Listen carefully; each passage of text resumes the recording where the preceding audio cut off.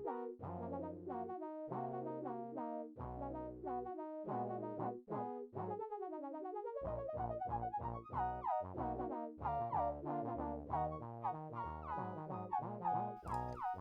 good morning, Let's Basketball. Welcome people to Vicala bowling with a spike ball on top of your head. This is Dunkin'Yips, number 55.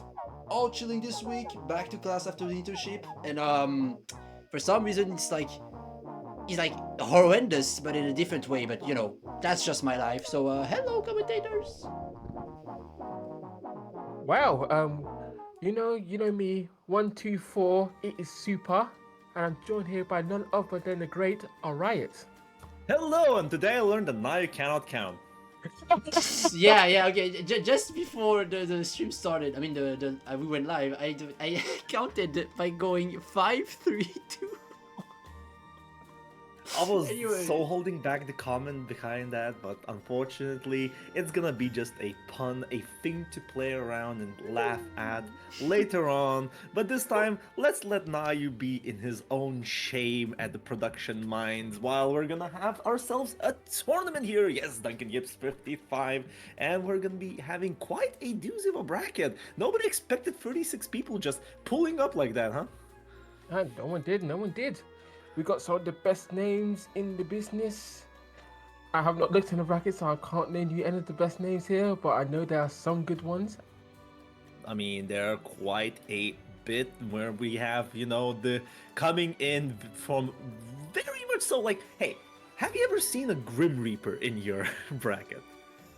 Yes, I faced against put a robot one time, and that's the only time I had to say. And Damn. that's the only time I've only gone like, wait a second, this character's just not fair, is he?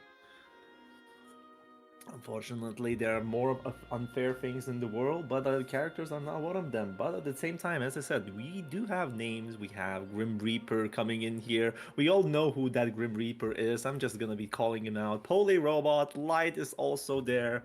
Mhm. A lot of other like Eunuch came in as well. Come Oh, on, we love that. that's not a lot. Let's not forget our big names. We got one of the lovely Finzi here. We got Vilkis, not exactly a killer, but we all love him. I mean, Vilkis has been one part of the community for quite a long time, but unfortunately, it's not gonna be talking about Vilkis because Vilkis is being sent to the slaughters against Yuna. I'm not gonna hide my bias on that. Oh my! Yes, it's his first match there, but we don't talk about other matches because that's left to our contestants to come over here to play their matches, see how that goes, because this tournament is being quite a doozy. A lot of players, a lot of potential of having very, very top 8. And we're going to be starting today with BG Gaming versus Hellstreak. Yes, BG Gaming using, I think, your favorite character in the whole wide world, actually. No, it's not. I think so. Let's not pretend. Like the April's Fool's joke was the whole idea is that I allowed myself to lie to myself. Okay, I allow to lie. He doesn't accept it. He's never gonna accept it. No, we're not gonna accept it. But now, yes, this is a double elimination tournament with the first of 3, and this first match, BG Gaming will win versus Hellstreak's Bubs, and we're gonna be seeing some Bubs action here, keeping up the pressure, and now looking at a very good position for Hellstreak. A lot of damage has been already done, and it's now on BG Gaming to find how to cross that mountain. I don't think we're gonna find it this round. We got, oh no, mind, he's got a good hard meal. Got about 20% back. But Bossy goes through his crazy tip and is able to just dive down there and convert. The dive next to the corner is a lot of reward there, and usually you can see him just diving because it deals with a lot of Lowain's shenanigans. It goes through the bros if there's a problem as well, and given that Lowain's 2H is not one of the best ones, it's kind of hard for him to space it out. Now BG Gaming not having a good time here, gonna be put into the corner, and we're seeing the first HBA of this evening. We're gonna be seeing some Hellstreak young age reactions, understanding what to do. Gonna go for the safe ender on the HBA, and ooh, good roll there from BG Gaming just to play around that karma. Right, okay, getting the conversion. Not much they can do, just trying to keep putting pressure. But Beelzebub's not having it. He's called the 1-2 king for a reason. Ooh, the trade still worked out. Gonna be a Chaos Caliber away the last Caterpillar, but the 2U catching the teleport in. Bros out, get some food. There's still 50 bar. Nothing goes wrong for BG Gaming. That's another bro wheel. And that was... It's definitely something new.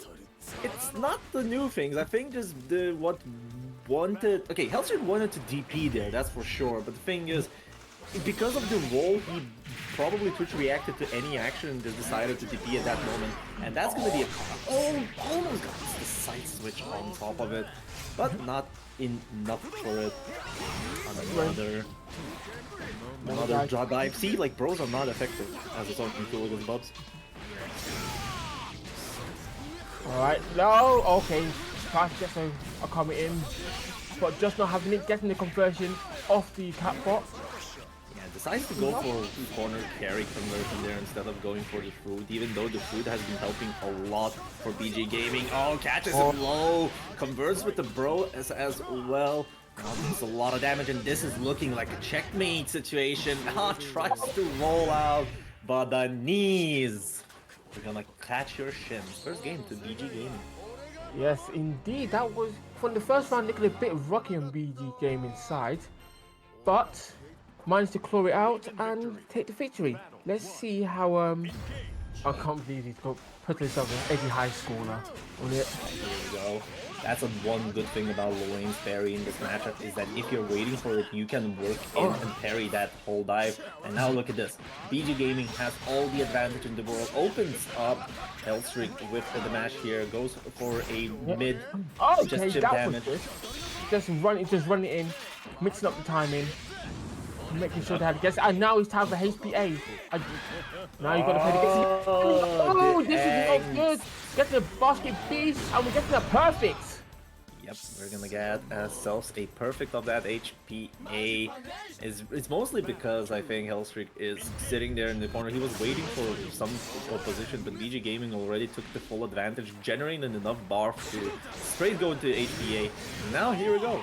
The patience is kind of paying off. He's fine with losing that one round, it seems, because he's now playing a lot stronger game. Catches with the M Karma Oki. That one you have to either reversal or block it. And look at this. Damage is already done. Just being out of the corner and what? What do you mean? What do you mean? Do you not know? Lorraine's a low tier character. He needs it. Gets the parry as well. Gets some food. Setting up the bros. What the bros get taken by the feathers. I'm sorry, but this is not the Lorraine issue. It was the Bub's issue of clearing out Caterpillar, but the Caterpillar missile still came out because of the being too slow. Still, doesn't matter for in the grand scheme because that last round was good on your boys' Hellstreak side. Alright, get the missiles out. Oh yeah, here we go. But able to convert. Karma's going to get it a bit, but. It's done. Let's do. Oh, okay. Now, using the shadow step to get out of that situation and push himself in advantage. We get another dive kick. This is a lot of plus situation, but this gets thrown back from the corner here. And we're going to be playing a game of cat and mouse, I think, because the HPA is coming. No, never mind. BG Gaming decides to either jump out or reversal there, but the close light is 2L. True Low is going to clip him. And even the match count for Hellstreak. Believe in victory. Battle 1. Right. It's 1-1. Currently, it's still. I believe that this matchup poll looks like. How should I say? It's Hellstreak trying to deal with BG Gaming because when BG Gaming gets to play his own offense game, and it's great. Right. But Hellstreak has been only playing very carefully around it. Look. How much food is just getting it into? That was a reversal, but the Awesome is gonna catch. Still gonna go for corner carry. Wall bounces in. Tries to be cheeky, but unfortunately the cheekiness is not gonna work out. And the comedy. There we go. We got the Andy Anthem. Anthony making his debut. Yeah, and you know who else does the debut? The HPA. Goes low, goes low. Another low. Here's a, and you know, the last penultimate one hit. There was one more afterwards. Maybe number 2. Gets the food out. Take this time, running away. Yeah, that's one of the strengths of Lil. He is capable of playing the zoning game, and he is probably one of the best backdashes in the game. And he's been using it quite a bit. Like, look at this. Almost spaced him outside for the... Nice. He's also carried to get Beelzebub away from you. And now Beelzebub's in the corner, but the grab. Okay, you challenge that. Gets the grab again. Oh, that was a good attempt for Hellstreak. Tried to go for DK dive, but unfortunately messes up the DK input. That way, he still has the cooldown for it. He tries to go in. But we're seeing more and more parries coming out from BG Gaming. Oh, he's being cheeky. We're just teleporting it out of the situation. Yeah. Okay. Oh, that's messed up. You had it. You were the chosen one. No. That's messed up because I think that Hellstreak himself believed that it was already over there.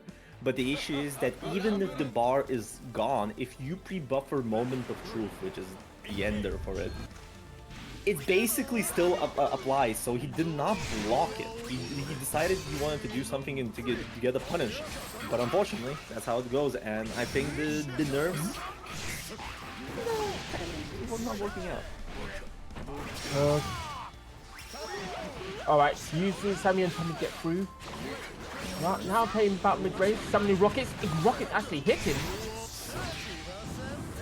Go straight to HPA. Alright. Low.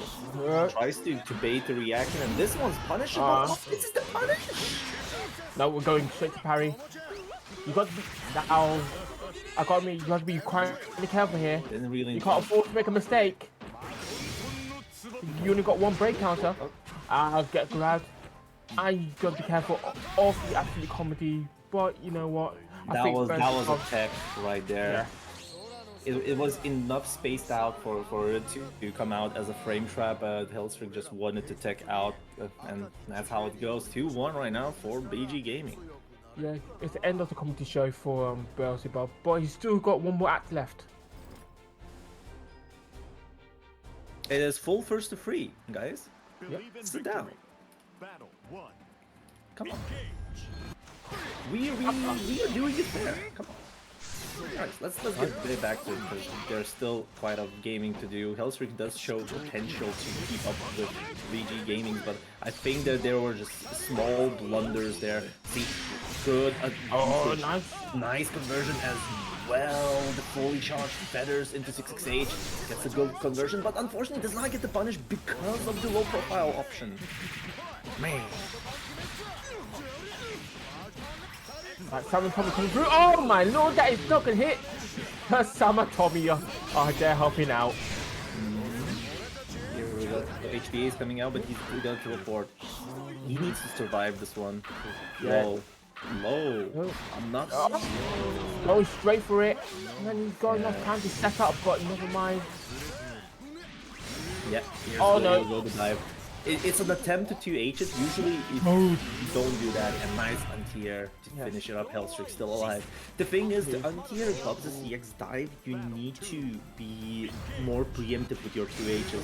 And if you have a poor 2H like Lorraine does, and holy shit, the bro's coming in to rescue?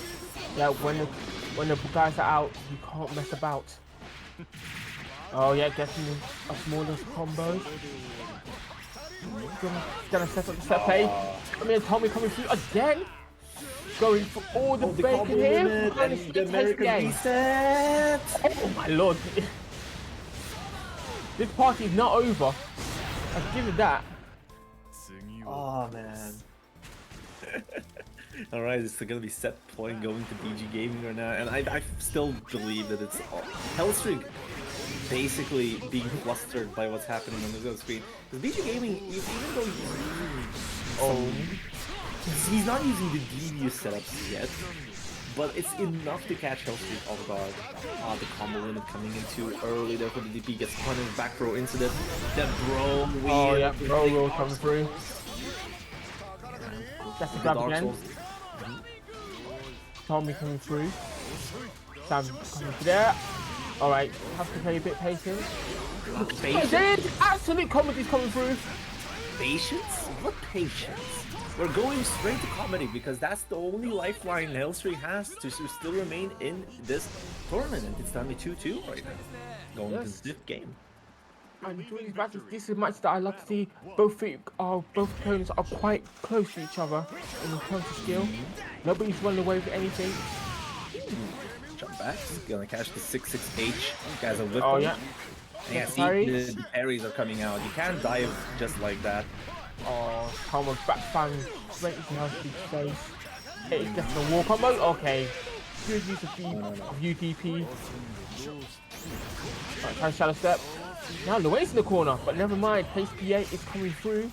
Able to just run through those feathers. And now it is indeed Luane's turn. Oh my. Punish. Oh, misses the punish again. Oh no. Unfortunately, at least we're gonna have a fully charged SDA as damage. Oh, okay. Wrong position to shoot feathers for Hellstreak. Almost get died here. Tries to play safely to bait any kind of reversal. Still, it's looking very rough for BG Gaming. One more hit away from dying. There's not bar for both sides. Oh, tries to stick RPS with the parry. DPS and anti-air misses because of the range. Got some greens on you. Tommy coming through. Got to be very careful because one special will be it. Get some No, meat. it's not anymore. There's more food. 25 seconds on the clock. They're both trying to get some bar in. Alright. Playing it safe. That's the top bay. Everything. Everything. Oh my days. Add that to you. Well, the tribute coming through, man. Watch your feet. What can I say? Watch your feet. The amount of times Hellstreak could have had it, but it's probably just playing too careful. Because usually with 50 bar with Bubs, you can punish full screen just usage of food. But I think that this is got him. Hellstreak wants to. Okay, getting the power bay. Now gonna ignore the spinning wings. I'm gonna get close first into it. Yeah, reset. Nice. Nice. Spot dodge. This time gets to punish, but unfortunately doesn't really capitalize on it as much. BG Gaming still is able to play the other day. Awesome sauce coming in. Oh, the 2U punish. That was just a tad bit too away for the dive to hit. Good stuff. Good parry. Running, being a bit more aggressive. Oh, trying to go for the grab. Gotta be quite careful. You can do it in line for some comedy. Ah, there we go. Was ready for the comedy. End of the show. BG Gaming was hoping for it like crazy, holding up there, and with that punishing the comedy, saying their whimsy only belongs to me. So it's gonna be 3-2 to BG Gaming, advancing forward. Yeah, Hellstreak needs to work on his act a bit more. He needs a bit more funny jokes. But we could be seeing them soon if they get through losers bracket. It's all possible there, you know. But the thing is, it's a bloodshed there in the loser bracket. We have a lot of people and a lot of names. As I said, top 8 can be extremely varied. A lot of people have the potential to be one such. Okay, so next up, we're gonna be having Vinci versus Lumens, and I don't think I see Lumens. Network error has occurred. Yippee! I love this game sometimes. Well, let me get one thing out of the way. And they already starting. Yippee! Well, I'll be leading this fort then. Alright, we'll go for it. Because it wouldn't start me the spectate because of the network error. Let me get this spectate. Yeah, here we go. Right, indeed, we've got a battle in our hands. And we've got Vinci using actually Seox and Lumen using a plan to Vinci has one been lot. Vinci was more, if I remember, played Fira to the degree. Yeah. But the thing is that Vinci has been playing a lot more characters and playing with him on stream on those different characters as well. But he's a multi-character player. Unfortunately, I haven't really seen his Seox to this date, so we're seeing how it goes. While I'm fast forwarding through this match. Yeah, and so far, so good to see it's taking the first round. As there, the CS comes in here and there, I say very good.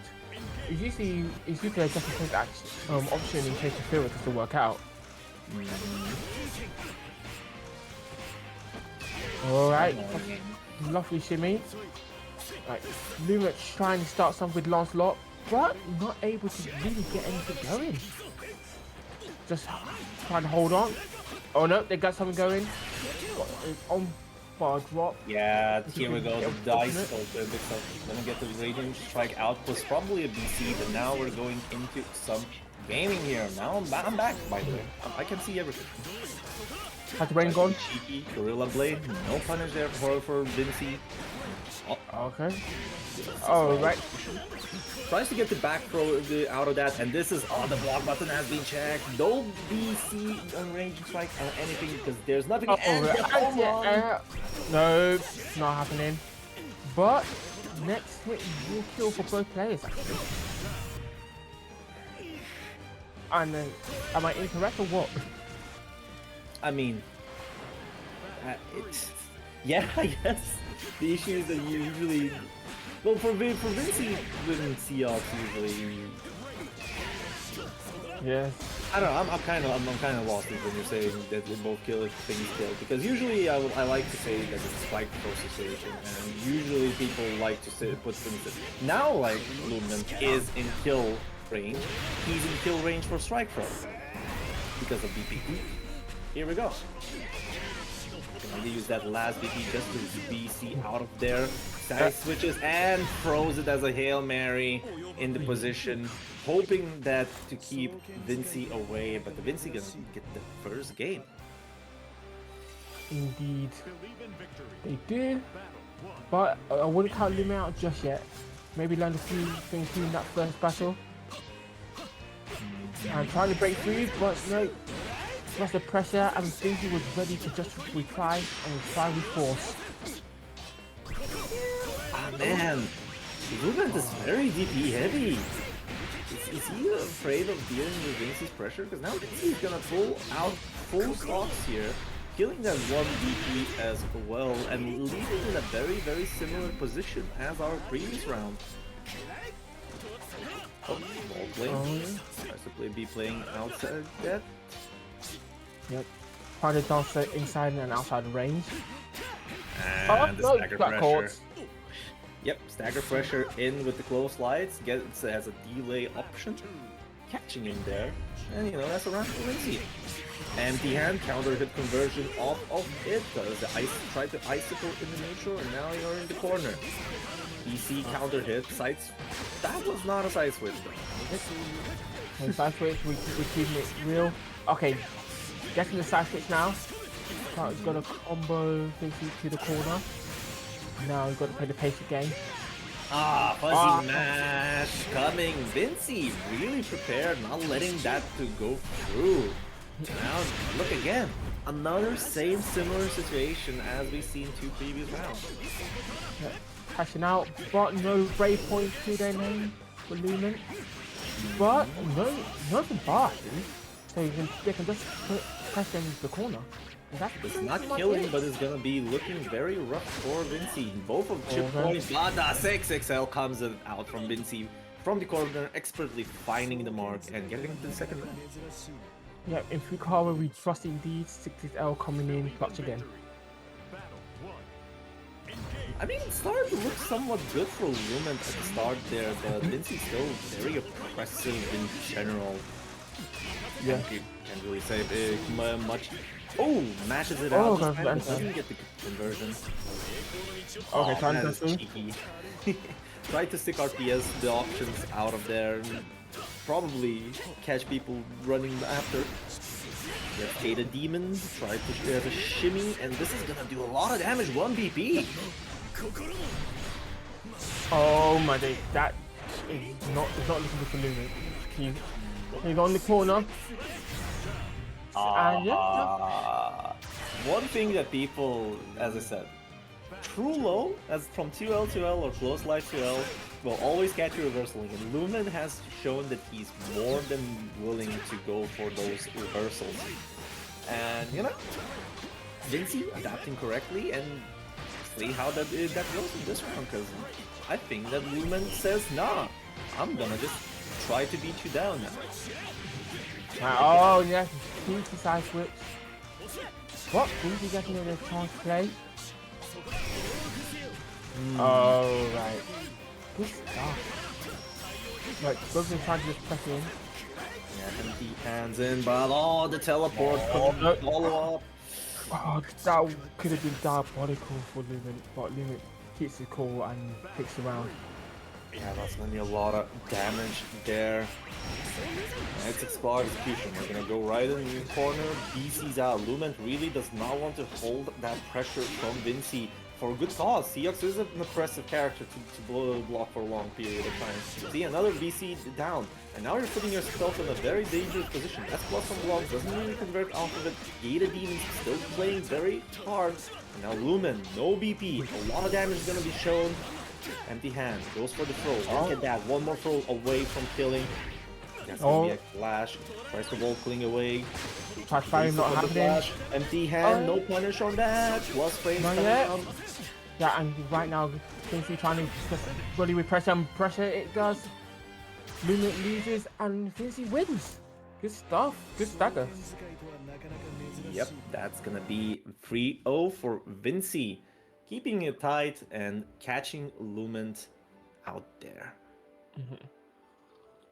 Next time, Alright. as I always say. But still good stuff to Vinci, showing the 6 is no joke. I mean, some would say that character is broken because had most of the representation in Arc World Tour. Me? He's mid. 14k is... You have to understand that 14k HP is big in this kind of game. Oh yeah, I understand. But It's a big detriment. but I like to think of it like it's like Seox is a glassy as a cannon. He can blow you up, but as soon as he gets touched, chuckles, I'm in danger. Mm-hmm. Alright, we're gonna go right into our next round while we're waiting for our players to come in, because it's gonna be Top Shooter versus Dr. Quirk, if I understand right. Unless we're gonna have a switcheroo and Top Shooter is just being too fast. Because the schedule is always the fun way. The whole losers bracket is starting to pack up and get their games going up on the top. We do have some legendary games going on, I think, that I would love to see, like Light versus Arcanist would be very funny to see. Well, I always believe in Light. Light are Resident Fear main till 2026. They always have solid runs, actually, when it comes to this tournament. Usually it ends up in first, if not second. And Light also really kind dude, will help you improve in the game. Just Light's hey, look, Light is waiting for early 2026, and now he became a Versusia player in that regard, and that is a malady if I've ever seen one. I'm just hoping, I hope more people pick up Versusia, because when the patch once he goes down, I'll be watching and smiling. No hopes. Absolutely no hopes for that. Anyways, let's get back to the game here. Looking for our players. Who are we gonna have here now? Is it gonna be Top Shooter Quirk, or is it gonna be the other side, Eris versus Dusty Pixel? Huh? Top Shooter Quirk. Alright, so it's gonna be Eustace, and if I remember Quirk's character, it is gonna be Basaraga. Yeah, Basaraga versus Eustace, one quite classic matchup, to be honest. The old classic of I'm gonna kill you when I get in and you won't get in. I mean, look. Vass has good tools to lock down Eustace. The only issue is you need to first gain those tools. Armor, you tackle, you instinction as well to keep Eustace in line. Like there's a lot of things that you can do as Visceraga. As I said, the first, I'm willing to see that the first halves of these rounds are gonna be bargaining or just trying to play very safely. See, you can't get armor because the fireball is that effective. I say you first want to be the character that you can't play traditionally. You actually have to learn how he plays and how to counter his stuff. But I would say with Eustace in mind for this matchup, I would say that's really less important because you can literally bump through from the other side of the stage. In my opinion, now I just want to correct one thing. I don't think that the current state of Basaraga is something that you need to start learning most of the matchups. Mostly because you are appended by the ultimate skills. Like a lot of things that you can do as this character is kind of a band-aid as with like, see, you instinction, you're already in. And it deals very well against a lot of... See? Yeah, here we go. Bam! Bam! That's a wall bounce, if I've ever seen one. And this is going to be a conversion. Couldn't spend Raging Strike initially for the kill, but now Armor is not going to let Top Shooter to even live here, and that's a round for Quirk. See, as I said, you don't particularly need to learn how to get Armor here. You need to just get 50 bar.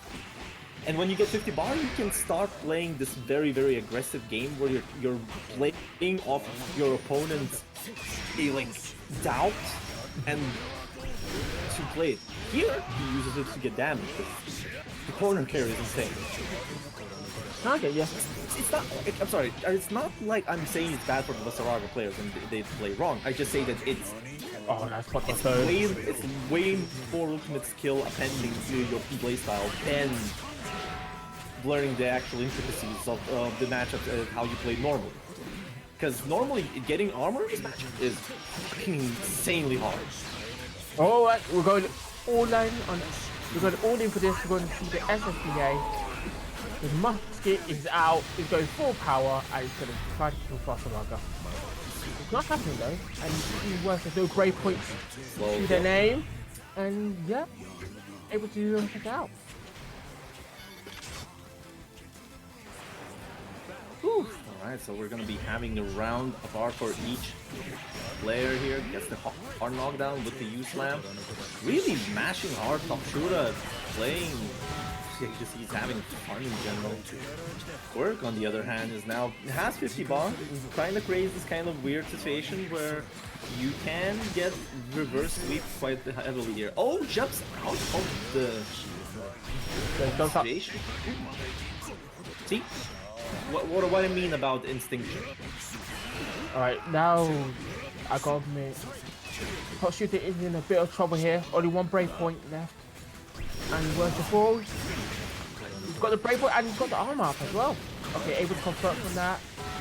This question He's is, gonna use can he the kill? rest of it. 18k is a lot still to do it. Oh! Double overhead. Yeah, double overhead, catching Quirk and Chim, mashing that throw there because... Well, not mashing throw, I guess he just did want to fuzzy tag, but B6XM being airborne allows him to avoid that. Oh, the big throw. Gets the armor up. I swear to God. And that's a fully charged H Battalions of Fear, and that will give you fear because look at that freaking damage. Armor through the BC as well. Top Shooter, no fear, absolutely. Mashing out of the corner, going to SSB, clearing those BCs, but still... You know, that's gonna be a tough hill to climb. Yep, because Basaraga does indeed have meter. Okay, nice job. You dodge it. Okay, no conversion. Okay, good wait. See if they do anything. I'm waiting for ultimate instinction. Oh, yeah, got an armor? Yeah, okay. See? Because of... Yeah, that's good stuff from... I'm just... I'm just looking at Quirk now, because Quirk is the one that has to lead this round, and he's been doing a really good job at keeping Tapshura at bay. Mostly if he gets 50 bar, Tapshura stops to play his zoning game. And another tech. Tapshura playing it very nicely in the corner. Into the grenade we go. That's gonna be a throw. Take the throw when the grenade is out. Alright. We're trying to wait out for something, but not happening. Quirky's just going straight for offense mode. Ultimate Flamek gonna find its mark. Ultimate slow kill, massive damage, and gets anti-air. Tapshura, dominant match this time. Right, dominant one, yes. Alright, so we're gonna go into match 3. Let's see if Quirk has the adaptation, because I think he does have the explosive gameplay. He does have the way of keeping Tapshura at bay, but I think that Tapshura is playing so aggressively both on offense and on defense. Catching Quirk very, out of his potential. Oh man, well that walk was gonna do some damage, and armor is set up. Okay, go for the UDP. Yeah, unfortunately Quirk decided to go for the high hit just to PA catch or jump out, but look at that damage! Oh, Okay, could have killed! Misses the... I think that was a missed input there. The MGSG, there should be one more button before the MGSG. Alright, And you catching him back, yeah. Oh man! Unfortunately there for Tapshura, it's not surviving that at all, because as I told you, Quirk has the potential and has the damage. Oh wow, backdashing out. Right, using the balls, catch the air approach. Not just that, the side switching off of it as well. Could have been the conversion, but having a side switch might help him more. That just tries to be a surprise low. Right, stops the blue. That's not good for Quirk, as he just wasted meter. Nice crouch confirmed for Tapshura. That only combos on crouch. And now it's gonna be blue grenade. Catches his fuzzy option. Look at that. And this is almost looked another ultimate grenade there. Probably just get over this setup. Okay, guys, send them away. Okay, not dotted, lost it. Damn, look like a good. Yeah, one match. I think that it's a bit on Quirk here, because Quirk had the right roll, but they had to roll one more time there. Because that's how you deal with Ultimate Flamek. You roll twice and get a punish. That could have been very big for him. Still, grenade is still there. Doesn't really use the time to get the bus frame. U-slam. HGHG! Every fucking time the HGHG comes out, your reactions just die. This is slowest command grab. Like, come on. Right. So, ready for the SBA.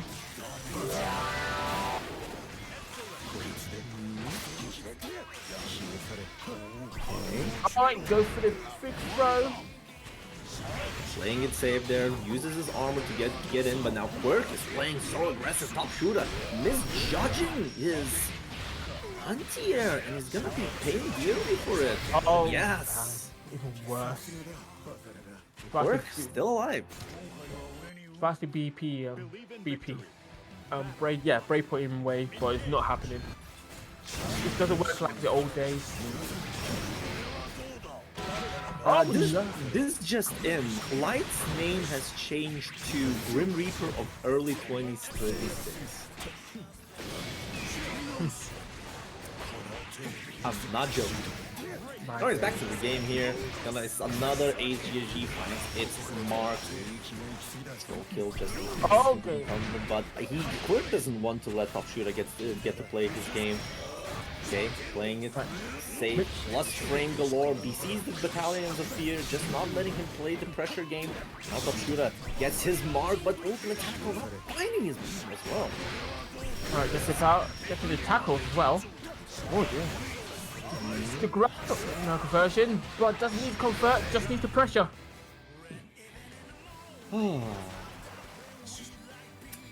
I told you, this is you're watching an explosive Basaraga doing his work right now. And another big jump heavy. This is gonna go right into a wall bounce. Look at the damage, and we're gonna get ourselves Oh, guys, enough one. Another command grab. I lost Oh, three. okay, this time he tried to be cheeky. Okay, go straight for the FPA. Nope, this character sucks. Unfortunate. But you just hold, go wait your turn. Here we go. This is gonna be Big tries throw to roll it again. out. Get the Manages armor. to roll the GSG there. Not sure how that not used, so but bad. it's gonna be tough. There's still red grenade. Tries to catch him, but Oh. the fuzzy mash not hitting the jump U as a TK. Still Okay. not enough damage. 18k is a buff of all time, but gets punished with the ultimate flamer from full screen. A miss input of all time. Set point to top shooter. Alright, with set point. And top shooter, I know top shooter wants to get to with. This faster rug is learning, or faster rug starts learning. That's when she's getting very scary. Definitely. Oh, his counter hit. Oh, it goes straight for the UTP, not having any of that nonsense. Yeah, Twitch reacting to any of the options there. Because it could have been really rough if that was his stance. And Quirk is sending to the heavens on SBA. That's going to be a lot of bar. And you know, as I said, bar is very important for Rosaraga in this matchup because getting armor is next to impossible, but he still finds his mark. Got the armor right now. Oh no, it's okay. Oh, it has to knock him away. Scramble City, Fuzzy Mash doesn't convert him off of it.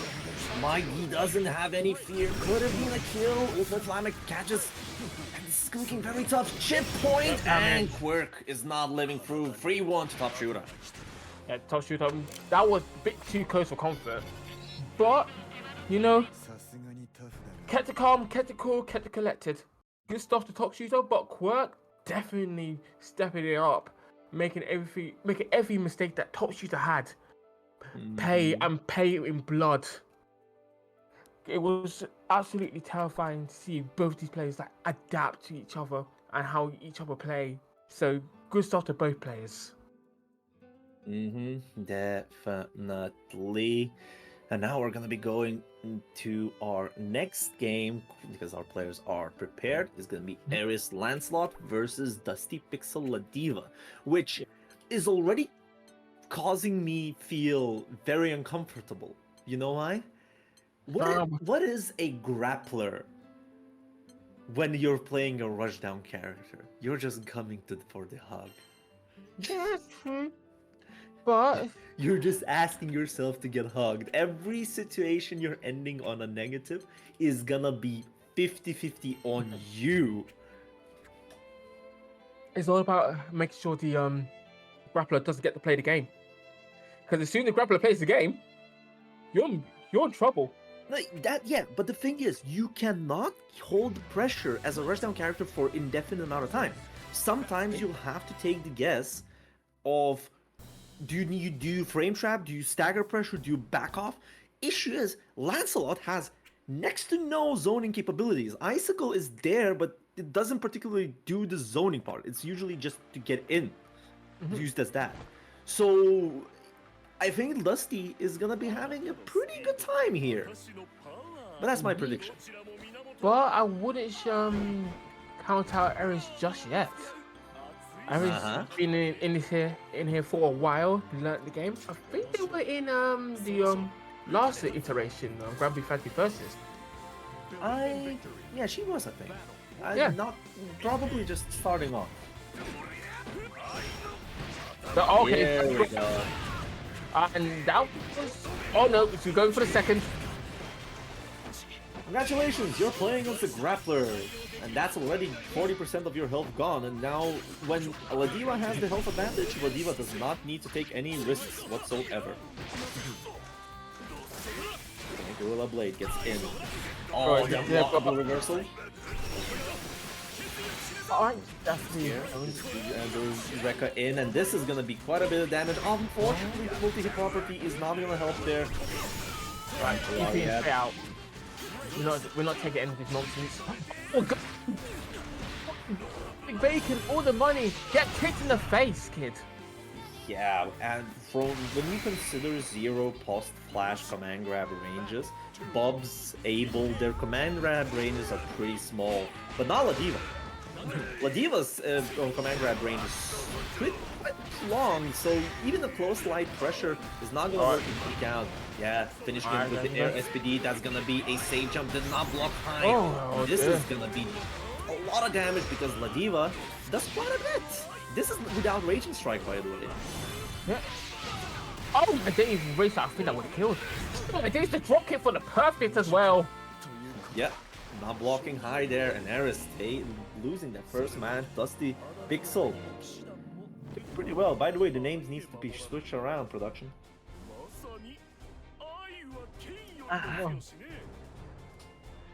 Right, that I think that may have shaken up Eris a bit. But no, they're back in the fray. Battle 1. Engage. Okay, definitely gonna have to change out your ideas, your ideals, and most of all, your game plan. Alright, first command grab. Are we gonna see second? Oh my days. Plus, yeah, see, this is the good part. You can still BC the positions where it's, I would say, guaranteed to BC. And Ladiva has a lot of those. Issue is that the BC nerf has buffed Ladiva on the top of it. Boomer check, by the way. And this boomer check is gonna land into death. I think that nerf for Lancelot's damage is really taking its toll, especially in this matchup. Because it was this terrible before as well. It's not the damage by itself. It's just the fact that you're always putting yourself in front of a grappler that has very high strike damage. Look at this. oh wait, we're going to take about 60% health left. Okay, go straight for the DP. Imagine Latifa's dealing that much to you in one interaction. Yeah, and the other part is command grab, which is what deals like third of that. When you get command grabbed as much, it's not gonna be great. Aww. Right, get big flat. Oh, going in straight for it. Yeah. Oh yeah, we're getting the SPA. Is this going to be? No, not yet. No, you gotta get. No. It's gonna be one more strike throw against the grappler. It's not really great, I would say. Tries to play. Oh, almost gets command grab off in the air. But Dusty, 2U is a true reversal, by the way. Indeed it is. Yeah, it's gonna be 2-0 for Dusty. Let's see if Eris has a plan. I still believe that Eris is playing a hard matchup for Lancelot here. Battle 1. Mostly because you have to play a very, very different play style than the regular Lancelot when you're dealing with this. Here we go, the stagger close medium. No, you can actually close medium stagger 6 frames like that with Lancelot. This is one of the strengths you can have in this matchup. Okay. Then caught a few times.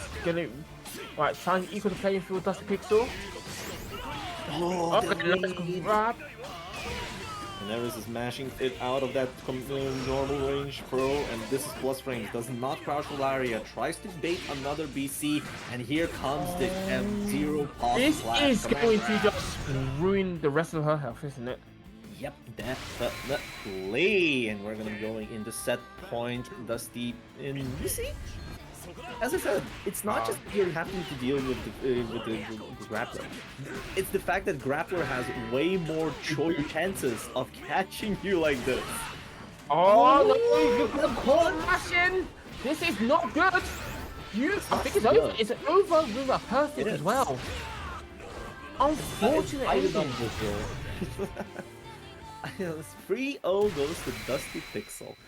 Honestly, as I said, I do believe that Eris was going into basically the belly of the beast here. Playing a rushdown character against grappler is not great. You have to play either hella oppressive or take your chances very carefully. But without further ado, because our boy is gonna be going up forward to play GM Vibes later on, which is gonna be a different show, honestly. No, never mind, that's Pole Rob. I'm looking at the wrong play. It's gonna be against the other Grim Reaper. Wow, I'm blind. Almost misinformed there. But Too many yeah, Grim we're gonna Reapers. be the Grim Reaper. One first of the Grim Reapers is coming out, and this is gonna be okay. Do we? Grimnir. Yeah, it's Grimnir, but do we unveil? I think No, we, I no, think we see no, no, Grimnir no, here. no, no. Keep the joke going. Keep the joke going. Alright. All right, the Lord of Death, the Grim Reaper himself, that decided that his 4 letters coincided with the other character's 4 letters, which is Grimnir, Lord of the Winds, and you can actually reap with winds as well, because anime hasn't taught us enough about that. We're gonna be having that Grimning, reaping Samu, who's one of the Charlotta players, a prominent player as well. So we're gonna be seeing how that goes. I wonder who that is as well. It could be a mystery. Ooh. You know how that mystery is solved? All right there, Felma. No. I don't like Velma.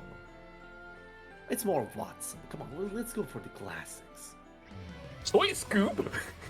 What, Reggie? Okay, never again. Never again. I'll have to pull out the boot. Anyways, let's get into our next game here, which is gonna be the Grim Reaper versus Samu. And man, you're not hiding there, my dude. The message is still there. He's not hiding. Oh man. Well, this. It is Wow. loading for quite a bit. Well, I wonder, is Grimnir gonna sweet his souls, or is gonna be taken by another child just again? Shout out to people that get that reference. Man, I missed that show. Right, I think we're loading. We're still loading.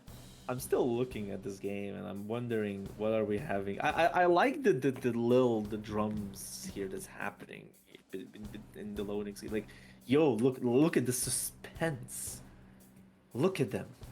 Absolutely loading themselves into the battle. I think They Grim don't Reaper need kill- any potions. I think the They're Grim too Reaper killed strong the for game. those potions. Grim Reaper killed the game.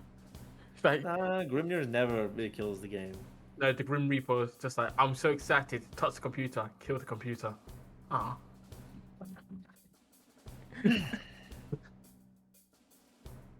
Well, oh, there we go. We're going straight. The into match has Never ended. mind. Hell yeah! So what was the score? Ah, I Grim Reaper think left. the Grim Reaper has, I think, Alta Ford. yeah, I think you can outrun Death in the end. You would have known.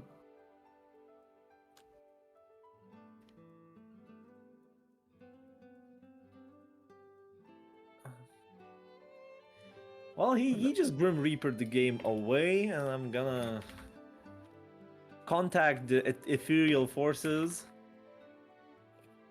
Yeah, Grim. I know you're reaping some souls, but you got a game, Matt. You got a game. Come on, got to win. Gotta win, bro.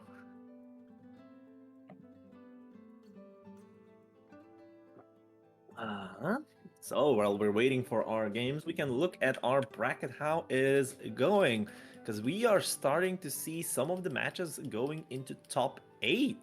Yuna is going to be playing against Top Shura for that top 8 position, as well as the Grim Reaper of early 2026 versus Dusty Pixel, which is quite a doozy if we're going to be seeing what I imagine what I'm going to see on lights. Whoops, sorry, whoops. Good light. Did I say Honestly, I see it's dark. Dark like Grim Reaper. As well, we have a pending match of Pole Robot versus GM Vibes. Just vibing. Indeed.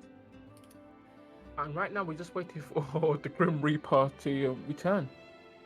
Yep, and while we are that, we can see what's happening in our losers bracket, because there's a lot of bloodshed happening. We're seeing Vinci, Salen, Kisaragi fighting for their time there. Vinci losing in Samu before. Also, Quirk against Fafnir playing it out. Lument versus Arcanist as well. Should be a Lancelot versus Seox match if I know. Well, no, Arca might play Sandalphon now, so that might be a bit different. Also, Nitro Noir versus Bribri-san, and Nitro Noir has been thrown out pretty early by GM Vibes. in 3-2-2. Quite a bit. Anyways, let's get into our match. Grimnir versus Shalara, Grim Reaper versus Samu. And we load it in. Let's go. Believe in victory. Battle 1. Grimnir known for being quite a funny Jersey character, but his combos are no joke, especially when he gets in and puts it in that corner. But Samu's not giving them a chance at the moment. He's going in straight and getting it in their aggressive game, straight in and going. Not taking a hit yet, see? Never mind. But this match is gonna work out, and we're gonna go right into Eagle spikinage. The shields are now out, and the frame trap. No, that was a delayed button if I've ever seen one. It's gonna be enough for Samu to take the first round after that aggression. The moment the Grim Reaper started to play his own game, Samu just says, no, you're not playing that, because I know what Grim Reaper can do. Alright. Wait for the turn. No, gets caught, yeah, but Yeah. not happening. Alright, gets caught by the wings again. Oh, the wheels have changed, howling. Alright. Catches the ball with the extended like hitbox of that for whirlwind. Good enough, and that's good to H. That is not gonna be into a good combo. Probably try to get or something with the sigil, but nevertheless it is gonna be good enough for that. Tries to go for the throw, Fuzzy jumps out because Shalara can do that as a very legit way of defending against it because of the jump arc. Now, it was a good roll, but no punish there from Samu. Nevertheless, he gets the confirm on 1BP. Grim Reaper here. He's gonna do a lot of damage. Oh no! Oh, yeah, frames? Trying to do a frame kill? No, I don't think that's a frame kill. Usually those don't cool down like that. Oh, Okay. oh, Oh, got through the UDP, not happening. Grim Reaper reached that soul. I think Grim Reaper is playing a lot like how should I name it? Careful Grimnir, honestly. That's it? He knows if he will reach that soul, he's just playing it carefully. Not you know playing it very back dash heavy. Well, he's taking the ground and looking for good moments like these. 2 sigils into a good combo we go. And this is gonna be straight into SBA, and look at that damage. Grimnir specialty, massive amounts of damage from these converts. Alright, well, he's falling back. I will give some in. Usually not advised. Okay. I Can like be able to Samu's convert? attempt to jump out of the corner, and it does cross up, and look at this. It created a position where Samu is now looking for an SSBA combo, catching that Grim Reaper in a very peculiar position. And this is a comeback if I've ever seen one. Starting to build one. Oh! But be careful. Both players have to be careful. One's got Sigil over there, so they can definitely force some combat. But Samu able to keep it calm, keep it cool, and take the first match. Put first one on the ball for them. Believe in victory. Yep. Battle 1. Looking for first match to Samu. Samu still keeping the aggression. I do believe that jump out up on the X1 Whirlwind did get him that match there. It's like there are a few very good decisions that players usually can do, and nice roll on them. RH again. Look at this punish. The nerves are coming out. Alright. Alright, going for the head. That's a It was command grab. Not just that, that's just keeping it simple. Yeah. Get the solid ball and just finish it off right there and then. Good punish of RH, catching with the command grab, and that's a 2-touch round for Samu. Alright, gets the spiral arrow, gets the grab. Gonna set up Sigil, no, set up tornado. Oh, Nice. That- Very good anti-air. Now that's a good conversion. He uses the sigils, but that sigil was -2. Probably did not want to see any more sigil shenanigans, just being it out. But smashing close heavy like a beast. Grim Reaper reaping that soul away round back.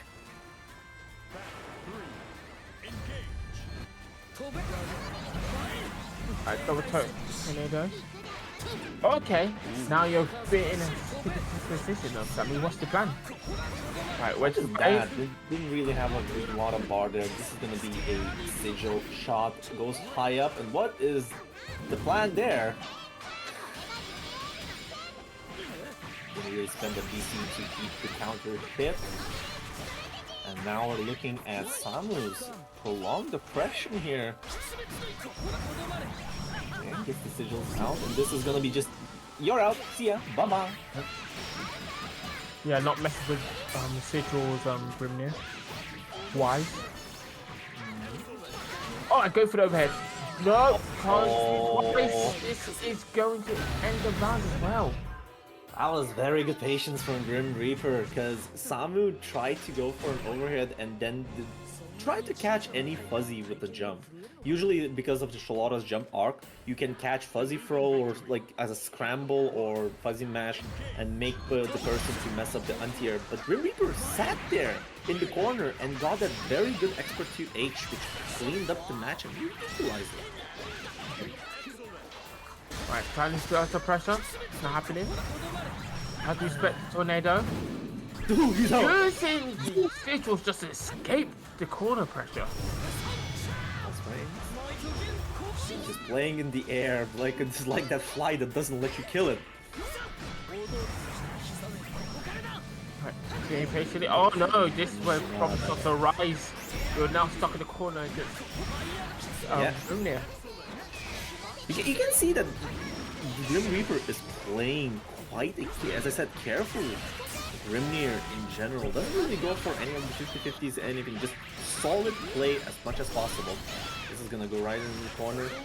Yeah, see, that should have been the noble strategy, not the DP. So. Oh no! My God! Getting caught. What was the match? Okay, I see what happened. What happened is that Samu has been representing a lot of preemptive roles to catch the far H mashes in general, right? But the thing is, he was right. It would have been a far H, just he was too early, giving a close heavy as a punish. I don't know if it was a preemptive far H from Grim Reaper in general, or was it just a reactive to the roll with the close heavy. Whatever. That gets the round to Grim Reaper.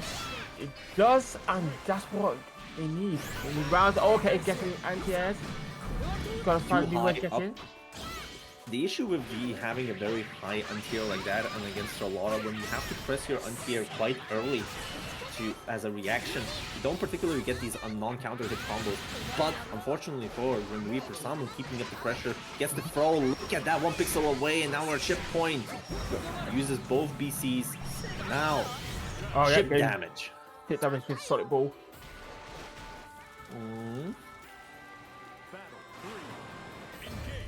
Or at around for each, tries to punish the noble strategy with the far H. That is, the DP is coming out in a very bad position for Samu, going into the air, and now you're in the corner. Oh no, try to jump over Tornado, not happening. Oh no, this very good. I got a bit, somebody's impatience getting absolutely destroyed by the Grim Reaper. I love Grim Reapers, Ghetto converts. He's using his tools to best ability, and the reaction super is gonna catch the noble strategy and get the second match. This time, an advantageous position for him. Yeah. Sometimes when you have to play noble, sometimes you got to play dirty. Alright, good start. 6 is L of Beloved.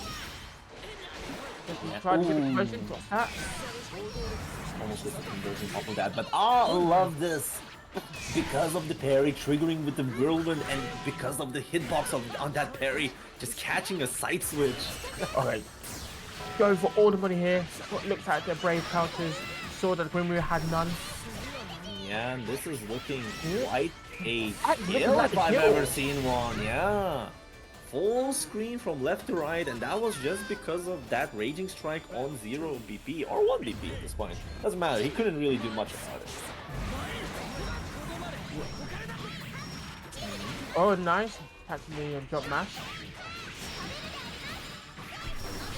Yes. So it was definitely what how you said. Samu is now starting to play more aggressive, more dirty as well. On top of it, it's been working out. See how Grim Reaper is gonna adapt to this. We're gonna get a ultimate sigil, and behind you go. This is getting you block button check left, right. And off of that, he's gonna build a lot. Not just a lot. This is killing. Yeah.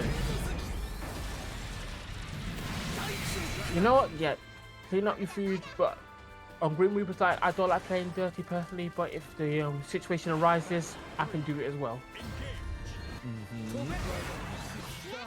Okay. Just examples there. Didn't really get any marks. Now the BC for the counter hit can happen. And here we go. We're starting to press our advantage. Whirlwind gets a 6XL, doesn't really convert it into anything. Because Grimly Starlight is not particularly good at converting it to long ranges. Needs a deeper 6XL. Ah, here we go. Catches 2L. And this is... Okay. I don't think he's gonna kill, but it is going to do crazy amount of damage, and even worse, gonna put Samu right in the corner where you don't want to be, and you press the big option. Yes. High risk, high reward. Well, what do you mean high risk, high reward? It's high risk, low reward. well, in this case, it's high risk, no reward. Got a punch in the face for doing it. Alright, so with that, the Grim Reaper is gonna reap his way into top 8. Both of the Grim Reapers are now in the top 8 at the different sides. So let's see if we're gonna see a match of depth. But until then, we still have to decide our last top 8 winners side contestant, and that will be between Pole Robot versus GM Vibes. Until our players are gonna be ready for it, we still have quite a matches go. Quirk has unfortunately been eliminated by Funfear. We also have ourselves a top shooter versus Arca winning over Lumens. And Samu against Bribrisan to get that last losers top 8. Some matches for the top 8. I could say that. A lot to play for. You can say. All right. So, breathe in, breathe out. This is gonna be GM Vibes Eustace versus Polio Robots Grimnir. Quite a matchup to be sure, because air control against zoners is quite powerful if used correctly. And I think Flamex's Fireball is not tall enough to deal with the Sigil TP dashes. So it can go multiple ways, I can say. Okay, Basket Betty, yesterday with the overhead. Not the best way. Yeah, but the blue grenade is still doing a lot of damage with chip damage and... Oh, yeah. Oh, that block button when you see him in the air like that. And this is what you get for not holding that block button. Right, Player Robot always played it serious. Oh my days, that's why. Oh, so cheeky with the sigils. Able to take the round against GM Vibes in the, and now we're on to battle 2. Yep. Sure. Playing still the same conversion game. I think that he's playing. See, these TK ones are so hard to deal with. Usually you need a 5-framer or a good DP. Eustace does have a 5-framer, but doesn't have a DP, so it's not very easy for him. Also, I don't think that Flamek does hit him that high. So hey, look at him being in a very bad position. Put by Poly Robot, and now an empty low is gonna catch him there. Those more situations make Grimnir a ton more scarier. And then you have to play the big guessing games. Okay, try to go for anti-air, but it's not happening. Okay, able to start Sigil, put you straight to the corner. What are you going to do in this situation? Sigil's up again. Ah, good BC, because that was an F-Shiki moment if I've ever seen one. It's really set up by Poly Robot, and now because of that, we're gonna have a nice hard knockdown in the corner into Blue Grenade. Tries to be cheeky, but the fuzzy tech. Usually the right idea against the Blue Grenade is to, you don't take the throw. You'll always take the throw. The throw is like the least risky option. So Alright. Oh no, he tried to go for a grab. Could just jump straight into the air. And just, you know, done his usual game plan. Sigils. there we go, using those lasers. Not to. He's basically playing the zoning game. I see. Instantly, the moment Pole gets the sigils out, he's going for that TK shot. And GM Vibes knows this. Alright, GF5 try to force something, not happening. Pule ready for it and punishing accordingly. Right, now we get to the smallest of combo. Gets the citrus up. Now you got to guess correctly. You did not guess correctly. It's not a guess here per se. It was an empty low. Yes, should be pressing. The only thing you're going to be pressing now is the X button to go to the next round. That's me 2-0 for Pole. Because honestly, you can't particularly create this kind of a 50-50 unless you create different angles on the jump. If the jump is always going to be the same and you're trying to hit a meaty shot, the low or the throw is going to always come out later. So it is avoidable with Fuzzy Mash, but at the same time, I sincerely have no idea how to defend against that one yet. I can just say that it's not a 50-50 and it shouldn't be a guess. That's definitely tricky to you. Okay, fast and best in making it safe. That is a BC bait. Okay, plus frames. Gonna go for the grenade just to keep it safe. And oh my god, the pressure is giving Pole the pressure, and look at that, from there he just goes for the mash just to get out of it as a Hail Mary, and he's working with not a lot of health. Going right for the balls. You balls. The thing is, you saw that Pole actually rolled on blue. That is the counter play to play against the ultimate Flamek in general. You have to on blue roll to punish it, but if you roll at a very bad position, slow kill will catch you there. So it was a good choice from GM Vibes. Again, we're back to that aggressive offense for GM Vibes. Keeping Pole in such a bad position. Look at health is dwindling down. Yeah, but Pole's now got out. So now the question is, can GM5 do it again? Because if they found out the zoning game's not working, because Gremlin just comes in after breaking it. So they got to change up their play now, and this one they take the 2 rounds and get 1 point on the board. Yeah, 2-1, still alive. And now GM Vibes, as you said, a lot more offensive, but changed game plan, plays more offensive defense as well. And now it is enough to get that second match. See, slow kill is already used, but counter hit from the sigil dash. Alright, all about throwing the ME sigils like oh, no. Spike there. Oh, catching him in a very bad position. And that position is gonna end up in death.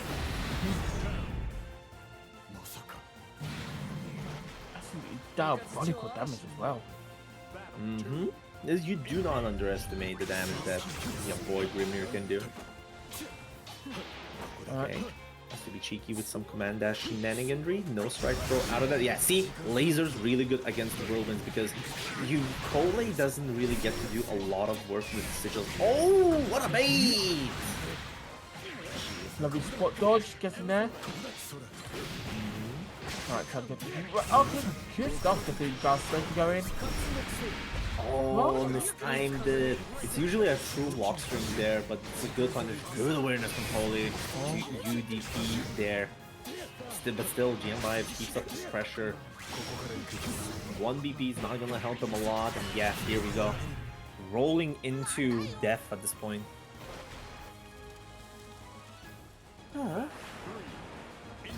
Honestly, like, it's still set point for Pole, but GM is working in good here.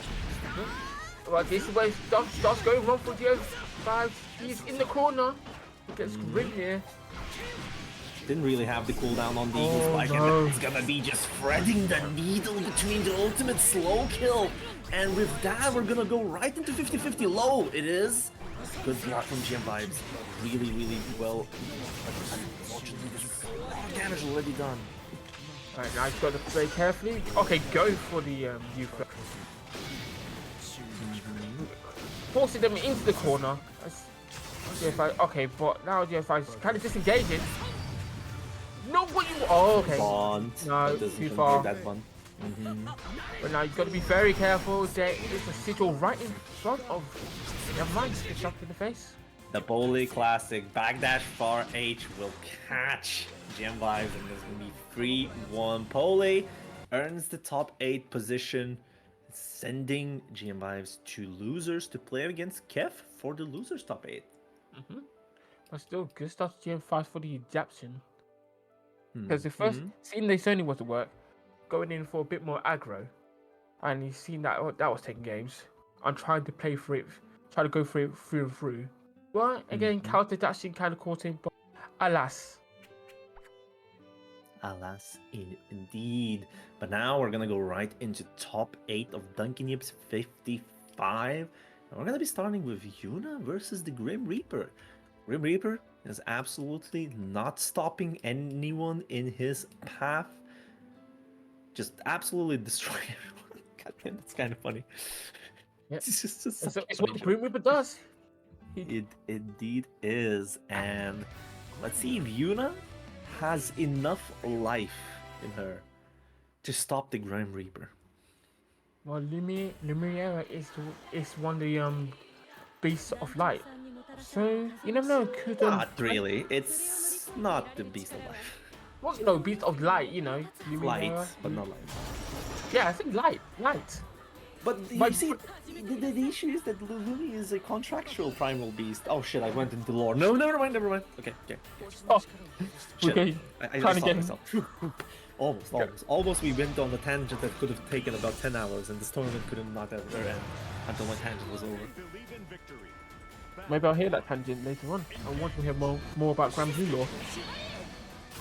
You can always play Grand Blue versus Gacha. That is free to play with a lot of Sierra Academy, and you can see that it is a hellish experience for anybody to join. But unfortunately, I'm not gonna do advertising of the Gacha when we're having Grim Reaper and game.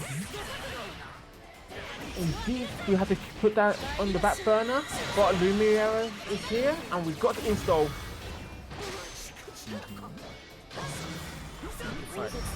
Going in now, the install is gonna help on that offensive, but the Grim Reaper still doesn't have health. Tries to be preemptive with the close, heavy anti-air on the sigils, but still. Oh, what was that spot dodge? May have been an accident, but it may have been thinking a bit too far ahead. But either way, Yuna took the first game. Oh, double sigil will confirm into damage. Quite a bit of damage, not much to work with, but the sigils is gonna force the BC off of the corner, and now no more resource left there. Unfortunately, a ultimate fireball will keep it in close. Now, Grim Reaper really wants those sigils back, doesn't he? He does. Okay, trying to get over the tornado. Now Yuna's in, but Grim Reaper was indeed massive. Going straight for the install. I'm gonna get blown up straight for it. We're gonna see a lovely corner combo from Grimnir, and this is gonna definitely kill. Yeah, definitely. Very good awareness there from Grim Reaper. This is more of a player matchup, because Yuna is known to use that install as a reversal quite often. Even though it was nerfed over some patches in the Rising, it's still quite a potent install that gets a combo, good corner carry, and just puts Vera in a winning position most of the time. She's in her win condition in their install, the stronger version. Some people want to hear me say oiled up again. Excuse you, what? Never Those mind. personas me. Another one, which is the reversal. As I said, Yuna uses that in reversal so much, and this is gonna be high, but misses the high. Oh. It's gonna work out just fine for Grim Reaper catching the first game. They are.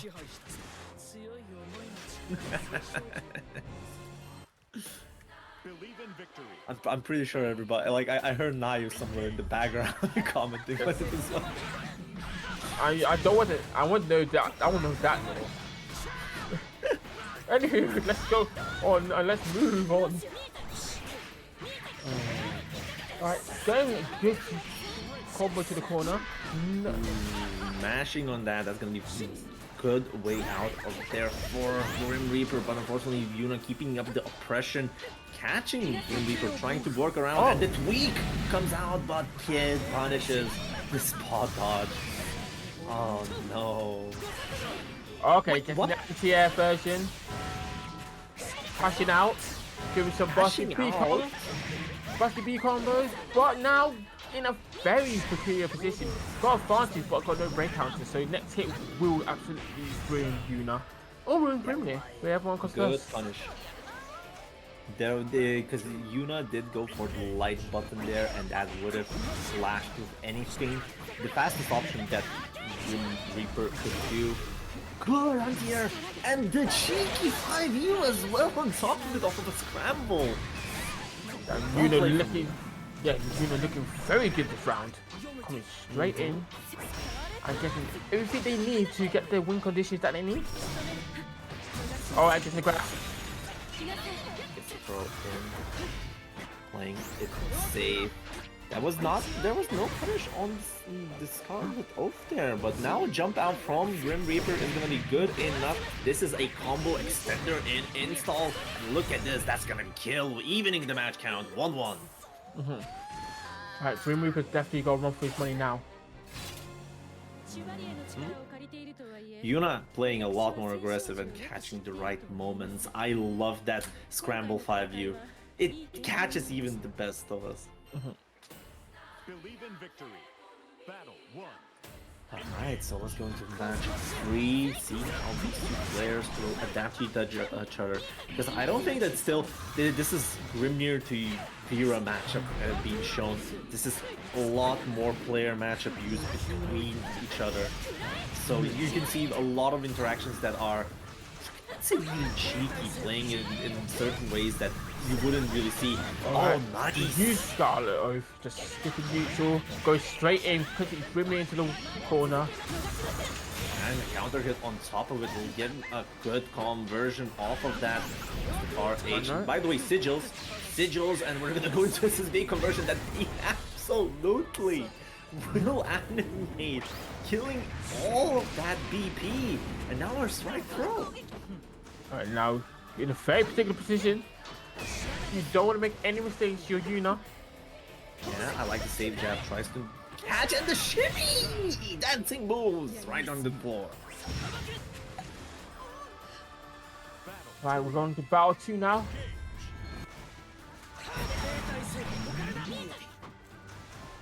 Right, trying to go, okay, able to get the transfer. Yuna mashing out. Yuna is trying to catch with close heavies as a preemptive anti-air in Sigil's favor, but the thing is, Grim Reaper is playing a lot more in the air, and by the way, we're seeing a discounted install. Confirming on top of that, and now looking pretty good for Yuna again. Sigil's coming out. See, look at this, playing a lot in the air, just causing Yuna's timings on catching the Sigil play not work out. Nice counterplay to the Sigil Kiki dash. Alright, gonna have to wait for it. Wait for the turn. Being patient. You can't be careless. It's Grimnir. Try to get some Lumi and You're able to convert. That was a really good punish though. If that converted, that would have been definitely the winning blow. The save, another good, but this time teching out does not work out for Yuna at all. Evening the health. Still, and the tweak will come out, and that's not gonna connect. Because Yuna defends against it correctly and gets that SSBA kill. Amazing that they didn't do the whole cutscene, but we take those either way. That was a far hit in general, like 6XL Fall Light or something, so hence we didn't particularly connect the animation, but that's whatever, it's kill. Who cares about when it kills? Hey, block button checked again. This time we hit a good conversion right into ultimate evil spike, but American resets. Yeah, I think Grim Reaper is American here. Well, say, can you see? Because I've seen a lot. Alright. Okay, BC stuff. Scarlet does not want to deal with that -1, just needs to keep the pressure, and that is a good call in the long term, because that will net the second match to Grim Reaper 2-1. Yeah, again, it was still a bit close, but it's one of those ones when both players are just adapting around each other. They're not playing the character match, they're playing the player match. And I did say that. And you can see it in action, like that. I know, I'm just doubling down. And doubling down indeed, we're gonna spend that early Raging Strike Radiant Chain to put Grim Reaper into the corner. And this time, another double down, not dealing with that as well. We're playing in absolutes here. Wait, wait till they turn? Okay. Lucy trying to really break something through, but yes, they do. They get the 6XL the second time. I mean, the 6XL behind, I was more surprised at the amount of balls Grim Reaper had to just keep up the light pressure, running up and then super jumping out of the corner. Like, reminds me of one player that's not named Grim Reaper. Well, I think they're also in top 8, so you definitely seen them soon. Alright, get the conversion. Lumiera install is here. We're gonna get the set play. Yeah. Cheeky grab as well. Gonna go for that reset there, trying to match any button press off of it, and that's an air unblockable on the Lumi, evening the match count again, 2-2.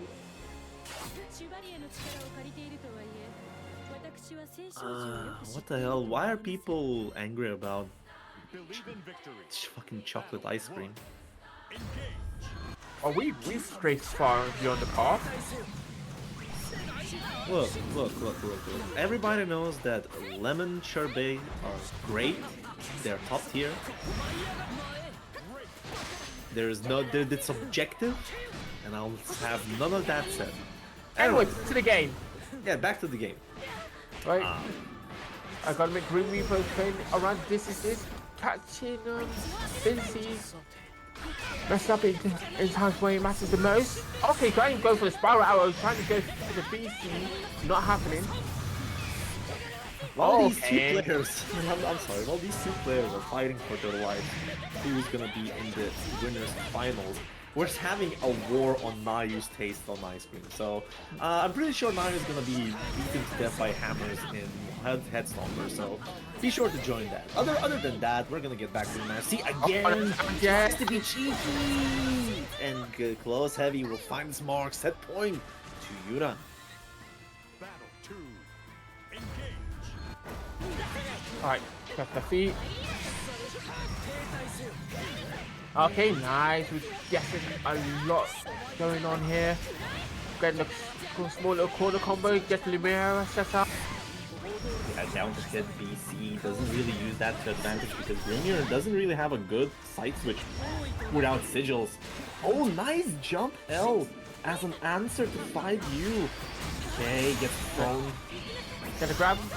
Coming in Lumiera again. There's no break points on the Grim Reaper. Grim Reaper's looking in danger. Not just in danger, I would say that Yuna is putting that danger so well with the reaction super and killing it! 3-2 to Yuna. Yep, the Grim Reaper's being quelled, but he's definitely going to be taking more souls in losers. So anyone who loses, they got to look out. Sending Grim Reaper to the losers side, let's go. Alright, so with that, we're gonna be having our first winner finalist here, which is gonna be Yuna, and let's see how the second finalist is gonna be decided, because it's gonna be the second Grim Reaper, but this time not just the Grim Reaper. He's the Grim Reaper of early 2026. He's, you know, that kind of Grim Reaper Junior, just in a sense that he's gonna become the Grim Reaper when the time comes, and 2026 is gonna be very bad for all of us. Mark my words. Indeed, I love Happy Chaos and Guilty Gear Strive. I can't wait for Happy. What the fuck's Happy Chaos have to do with this? Anyways, this is Grand Blue. Yes. Exactly Yeah, that. you know, Elsa with the 2 pistols does not feel any familiar to a She funny has guy with a gun jacket. like that. Okay, Eustace with a gun doesn't feel familiar. No, Eustace has a musket. There's a difference. Well, a musket still a gun. Yes, but musket. You're not gonna deal with muskets. You're gonna deal with pistols. That's how it works. But the thing is that Ilsa does not only have the pistol; she has an actual rifle as well. It's just a contractual weapon. Anywho, before we start arguing about guns. Yeah, we're gonna be seeing a repeat of a previous matchup here, being another Vera versus Grimnir. What a slight coincidence here, isn't it? It's gonna be the Grim Reaper of early 2026 versus Holy Robot. Let's see how this is gonna go. We all know who the players are, by the way. I don't know. I'm still gonna keep up the joke because I'm contractually obligated to do so. That's the joke. That's all, folks. Right. Oh, really trying to hit it? Misconfirms the Scarlet Oath here, gets punished, but that's a tap on the wrist. Plus frames, does not want to deal with the pressure, keeps up the BC out of there. And is now at 1 strike away from death for Poly Robot. Now he's playing a lot more careful game. See, getting out of the range. Good for M. Right, coming in the mirror. Get the grab. Yeah, plus frames. Oh, I see. Sorry, the young Green Reaper. The young Green Reaper is gonna be trying to play that chip game in some way, shape, capacity. See, look at this chip point already, and that's gonna be a full non. He could have got BC that, but I don't think that he can react that. Far M to the Scarlet though. First round. Not always. Sometimes not always. You don't have to win like nicely. It's just if you just need to win. As long as that help bar hit reaches 0, that's what matters the most. So get any winning condition if necessary. 2L12, 5U, catching Pole being very respectful here, and now we're gonna have the installed Vera. And it's gonna be quite a doozy because the Scarlet Oath finds its mark. Misses the conversion due to height, but that's okay, still the damage is being done. Plus frames, goes for the pro. Keeping it tight. This is going to be the end. Grim Reaper reaches his first soul. It's only 1/3 of the soul, okay? To fully reap, you need to win 3 games. Good. I didn't know that's how souls work. Apparently, that's how souls works in double elimination versus 3 tournaments, by the way. First to 2, it's even more fucked up. I got half your soul. I mean, have you never seen burst grabs in Exert? Those goddamn you suck the soul out of a person. Alright, Discount installed, by the way. A classic from many few remains all around the world. But yeah, still inside, I think that our young Reaper here is playing this kind of call-out game against Poly Robot, because Poly Robot is playing an aggressive defense game, and he's keeping it pretty, either very, very tight, nice fuzzy match there, Yeah. or you're gonna see close heavies like crazy. Alright, waited it out. Good stuff.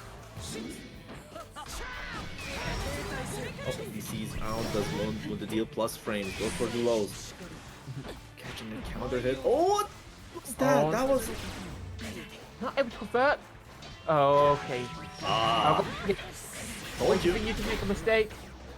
And This is looking like out 100 as well. bar. And we're gonna see the SSBA. Yep, that's kill.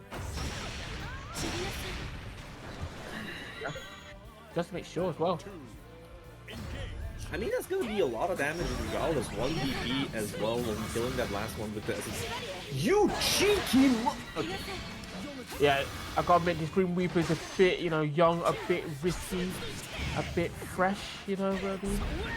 young. It's working out. We have very early install Viras in almost all of these rounds that we have now, but unfortunately the fuzzy throw is not gonna work out there because of the sigil shenanigans, and this should go right into SBA. LinkedIn on top of it for extra damage, and look at this strike throw. Okay. Jam. Anyways, plus range. DC's out now. Poli has all the DCs in the world. Oh my god. Oh my This Grim Reaper god. definitely go for 2026 because that was really extraordinary. Okay, but you know, little tornado blown away. You have no idea how much I'm hogging at 0 recovery ultimate skills that are plus unlocked. Oh, he's young! Oh yeah, Grim Reaper is definitely a bit young, a bit fresh. I wonder how that feels. I've got younger years. Oh my days. They just keep winning. Look at this. So Okay, many we're going- 5Us getting hit. One, I'm going straight for the combat hard to finish it off. Yeah. And that's gonna be a 2-0 for Young Reaper. Believe in victory. Battle 1. Engage. Alright, let's see. Here we go, how it goes. The Young Reaper is definitely showing how young and hip he is.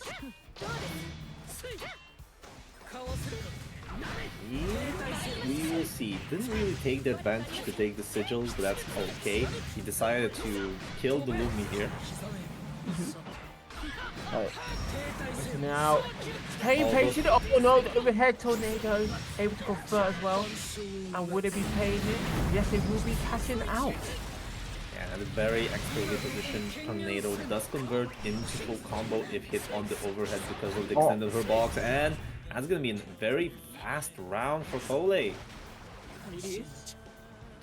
Ole really dominated that round. Right, but I wouldn't count the creeper out just yet. Sorry, Lubiera. Go it. Oh, you cheeky sword. You can't. This is so amusing to watch, like how much light. I'm sorry, Young Reaper is attempting to 5U this man to the grave. Even when it, Alright. even when you're done with reaping, I'll be there to fight you. And this is seed. The thing is, in those positions, when you get that kind of Oki with Lumi, right? You do create the situation where you have to guess very early with the fuzzy tech or fuzzy throw, because Lumi is gonna hit you way later than the actual. There is a spot to get thrown, and Light has caught all of those moments without fail, honestly. I got the grab. See, And Young Reaper keeping it going, keeping it classy. Keeping that pressure. Oh, what are you pressing? Okay, no conversion. It should have converted, but I think it's because of how far away from this wall you get. They're different. But he doesn't care. He's just gonna keep that wall going, and it's gonna be free. Oh, to Young Reaper over Polar Robot with those ultimate Skarldovs next to the corner. Indeed. Yeah, Young Reaper, I think he's about 18-ish, maybe? 18 in, well, 18 death years. I don't know. I and don't then- know. I think Grim Reapers are counting in thousands of years. Okay, let's say The- 3,000 then. Yeah, 3,000, and then the actual Grim Reaper is about 30. So you know. And the other, yeah, and always Grim Reaper. Pula is about 30, so he definitely can't be out those reactions. I don't know. Reaction time is it's not okay. Look, looking for what react helps a lot, but we're not gonna be talking about that whole reaction shenaniganry here. And with that, Versus Festiva. Okay. Nayu, That's me. Yeah. Where's yeah, dude. this is top. Oh, I see. Yeah, I'm weird. Don't worry about it. I'm looking at the streams here, and I'm already seeing one game already done. What the fuck? Yeah. Yeah, yeah. Yeah. Alright, fair enough. Anyways, let's get back to ourselves. Dusty Pixel versus GM Vibes. I was not shizoing enough. This match will happen in some way, shape, or capacity. It's gonna be a Ladiva versus Eustace. And we've seen what it means to play a rushdown into a grappler. Now let's look what it means to play a zoner into a grappler. Well, on paper, this looks like I'm 1 and done for the zoner. But in practice, however, let's see how that goes. And so far, the zoner is struggling to grab once. Hey, GM Vibes! Why did you dash it? Never mind. Like, this, look at this round. The zoner, when you're cornered, is gonna be in a very, very bad position for him. But GM Vibes just put himself in that position. Like, look at this. Oh my god! Perfect. Right, in practice, it's just kicking in Paper's butt here. What's going on? All right. Oh, that's kind of funny. TM5 is definitely just, trying to actually zone.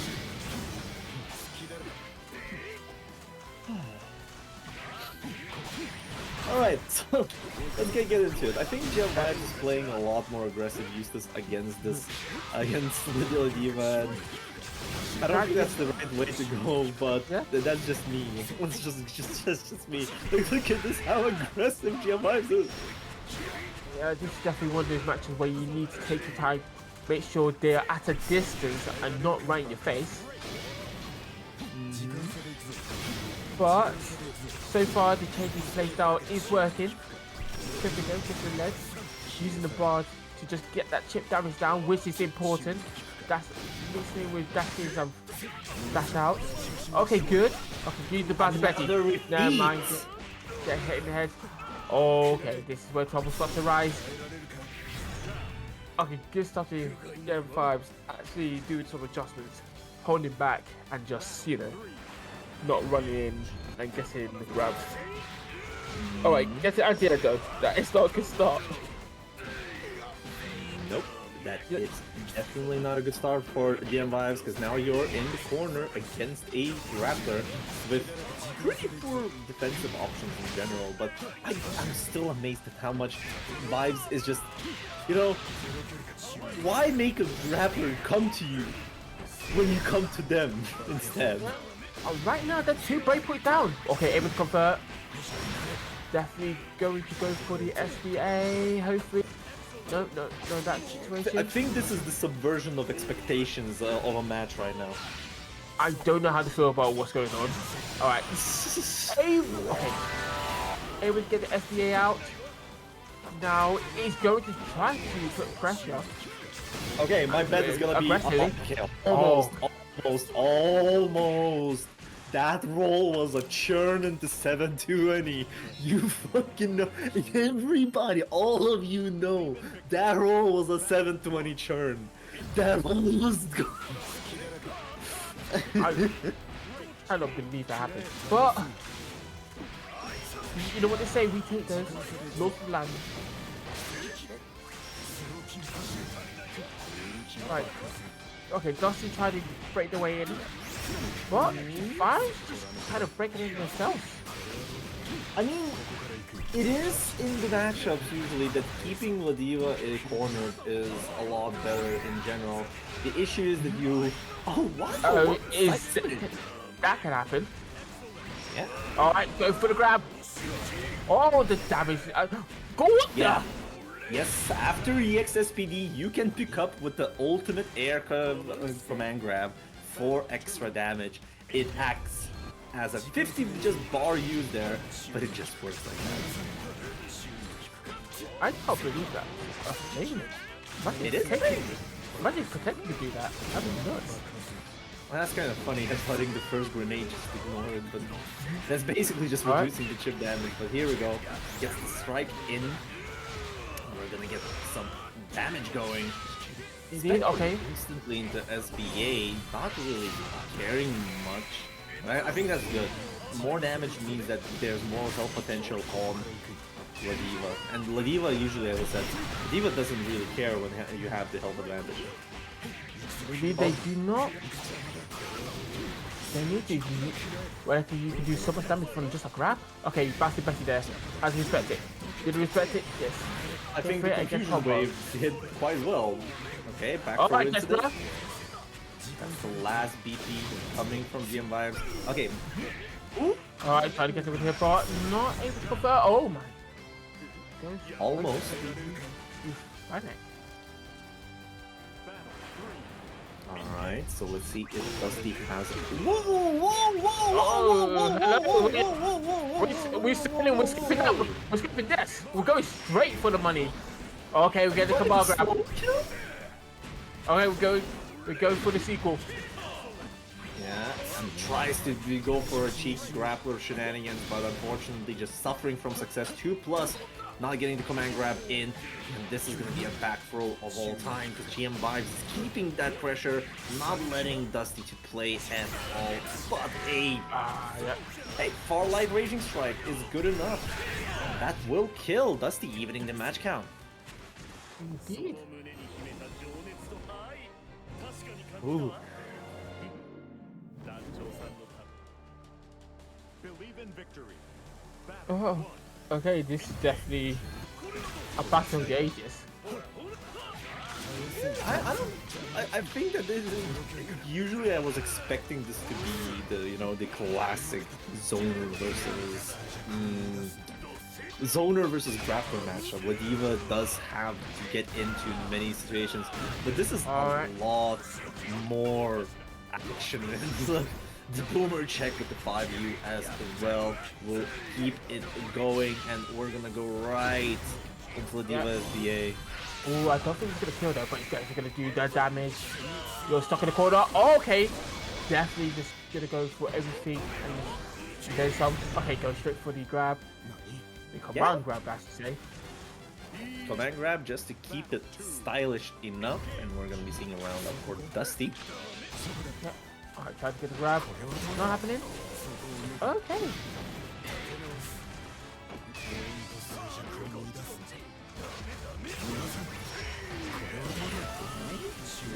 Missed that Lariat gets thrown back out of it. Tries to headbutt again preemptively just to catch any of the zoner shenanigans. Okay, 2U is a true reversal for Ladiva. Everybody knows that. Tries to Raging Strike or DC some situations. Sure what? You slow kill. A lot. Okay, see, GM Vibes now stopped playing a lot more aggressively. Unfortunately, I said that just to see him die for doing a aggressive 6XL.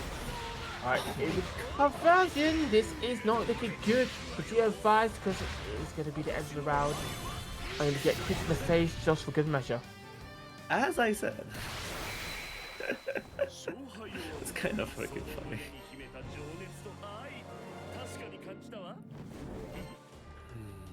Alright, let's so we're seeing a 2-1 to Dusty Pixel right now. See if he can keep it up. Counter hit Elegant Lariat. Go right into that leg drop. Oh my lord. Okay, we get the some SPDs as well. Gets that damage and a hard knockdown. And look at this.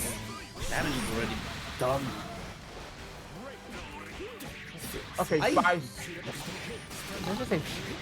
You know what's happening here? Is basically Dusty doesn't believe in any of the UDPs. Those are safe jumps, but the thing is pressing 2H on wake up.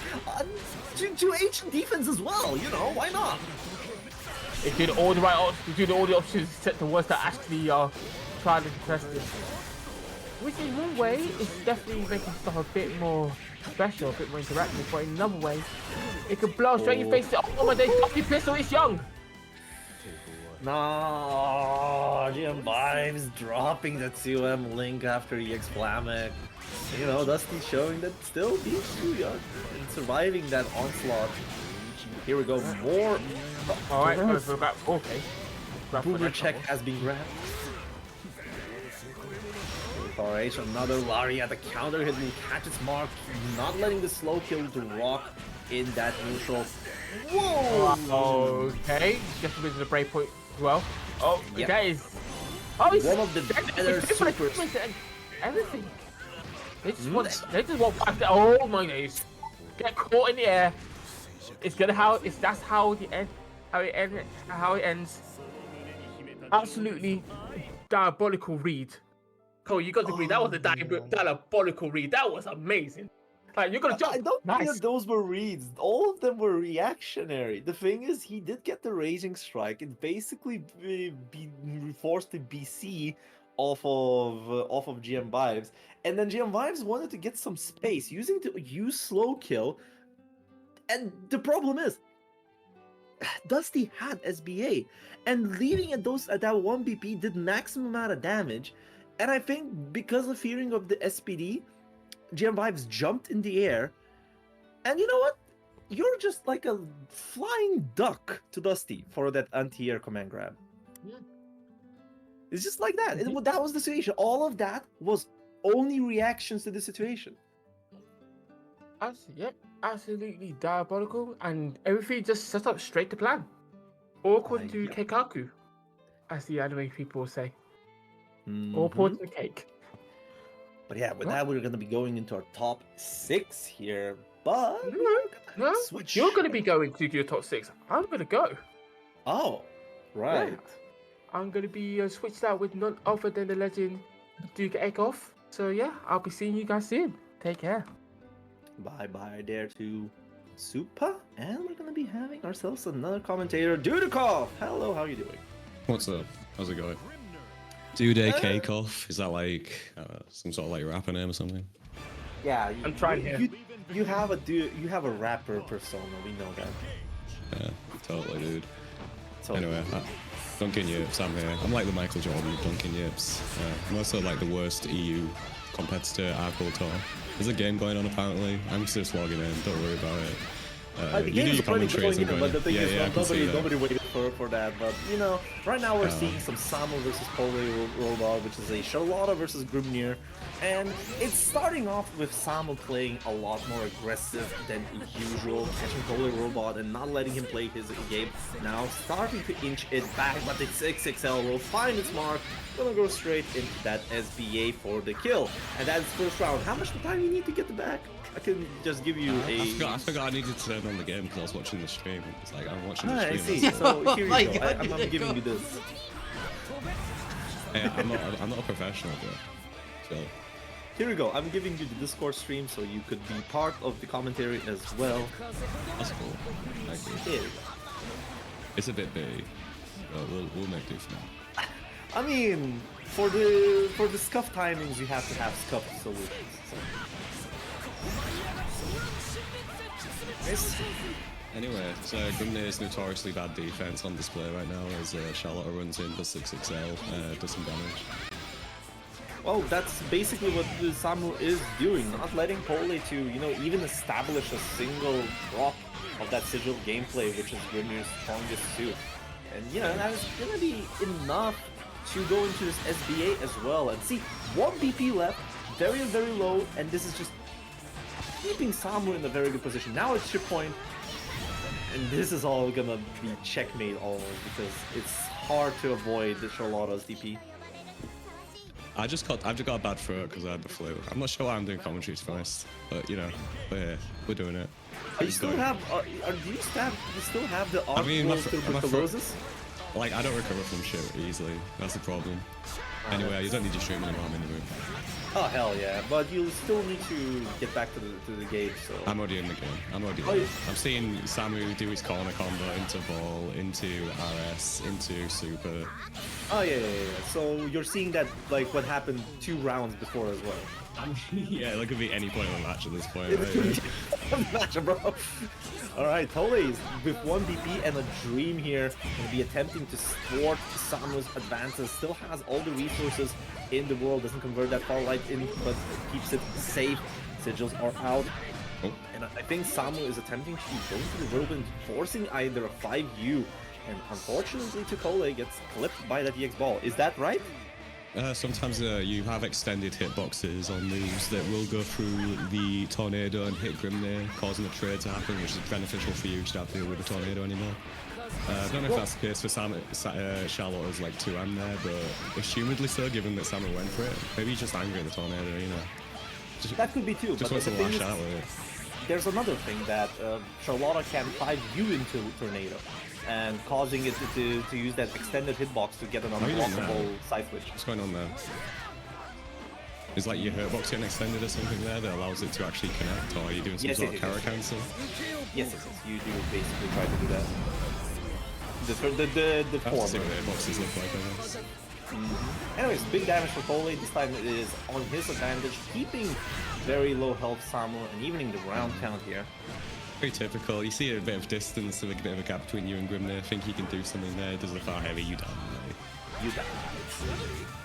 Okay, alright. No more far heavy. Nice. Yeah. You gotta that's- show that every once in a while that you'll actually try and read a far heavy just to get the Grim there thinking twice about it. Yeah, that's true, but I think that Samu kind of shown in the Grim Reapers match that he kind of represents them preemptively. It's not particularly looking for the far H's where they can happen. He just preemptively goes for it, hoping that I mean, you the have far to, H like, you're not going to react to it, are you? Yeah, well, you can react first hit for Like, you getting can look for thrown the out. first hit, yeah, but like that's not like the occasions when you're really looking to do it, especially on whiff and when it's like coming at you at that speed as well. It's pretty difficult. I find. It's normally at least this sort of distances where you can't really do anything. Yeah. Ooh, here we go. You have That's to gonna be a preemptively. far H. And by That doing far anything, H I mean connects. play reactively. Believe in victory. Yeah, I think one interesting thing about this matchup is that usually, like, Grimnir being a taller character can be of benefit to him in the sense of, like, when a character tries to cross them up, like, they'll hit the character early on the downwards and not be able to combo afterwards because they don't have enough frame advantage to do so. Whereas because of Charlotte's jump, like, she's always going to be able to combo off a hit when she jumps down on someone. So that advantage didn't really come into play as much. You see it more on like Basusha or something like that, like someone will jump over Basusha, hit them, and not be able to do something afterwards. Yeah. But it definitely occurs here as well. There's a 50-50, Samu is not Samu- react. Yeah, this is the quote-unquote 50-50 that you can actually react to the air particles. I don't think that this stage is I don't think it's particularly air particles, it's helpful. more like, I don't think it's air particles that people generally do, it's generally just seeing Grimnir float there, especially on that one where it's a bit more like, there are other ones which are a bit faster in terms of like the camera movement, which make it difficult to do as well. I think on that one, definitely very possible to look out for Grimnir floating, but it is difficult as well, it's a very quick reaction. Yeah, you have to be prepared. Unfortunately, it takes like a million years for him to set up that, and you know that 50-50 is coming. It's probably unreactable on PlayStation, who knows? Yeah. Who knows? Anyways, speaking about unreactable and probably close to kill, Poli has absolutely no health and I tries like to that. play the dream, but that was not your plan. You I tried like to that go for- sequence from Pula, like trying to like bait Samu into doing something. Like, look at that. Yeah, it was a nice time to do PvP, but it didn't work out. Yeah, just baiting Samu to do something. Like, even when Samu has like a big health lead, he is still being the aggressor in these situations. Like, the game plan doesn't really change depending on the health. So, trying to get into something bad as opposed to trying to start something yourself is a good point to do when you're very close to chip point as he was. Oh, we can punish that. Yeah, we got a punishment. Nice. There we go, good punishes, and back throw is gonna work out, but far H close by. Was that far H, or did you try to go for a close heavy as a delayed button? I think my misjudgment on spacing happened there, and this is gonna cost dearly for Pole. Mashing it out as well, and Samu not playing so aggressively on those situations, and yeah, here we go. Yeah, nice. This one was reactive, I think. It looked reactive. No, it was absolutely. It was not? Oh yeah, I just see it on the replay, and it was definitely preemptive. Believe in victory. I don't think that preemptive It's good, rolling though. is good. I think in it's good. time- I in think, long it's, I, term. think, I think it's good to represent it, especially against someone like Cooler, who is far heavier in the same spot so almost every single time. I'm just saying that in the long run, because... What do you mean? Long run? There's one more game to go. Ah, I see. Well, one more game, but it's already being represented in 3 other games, so hey, anybody's Yeah, I game. mean, like, it's on Cooler to adapt at this point. Like, try and wait for the roll or something like that.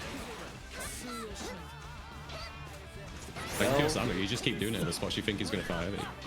Back roll. And it can be difficult to like actually punish those rolls as well. Oh, DP not working out this time. Not really spending Could have killed anything. them maybe. I thought like Yeah. a 2-4 you or something into the corner might have led to something. Oh, gonna another die. lake close heavy. Will And there's a connect. full combo, corner, super if needed. Yeah, I've noticed probably had the resources to extend the combo, get more damage, at least even put the position where it could have been more advantageous for him to play offense or force a reaction off of the Samus. But now that last round is lost to time, and as we're seeing set point for Samus.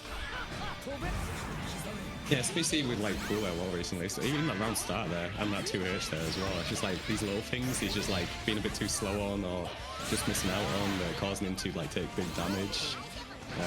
Whereas before, I think he'd be more on point in those situations. Yep, and you know what's more important? That's gonna be killed with the That's 2U. nice. Very clear. Yeah. What form is the 2U? Very nice. And we saw Please Wait, which sounds like someone's alt-F4ing.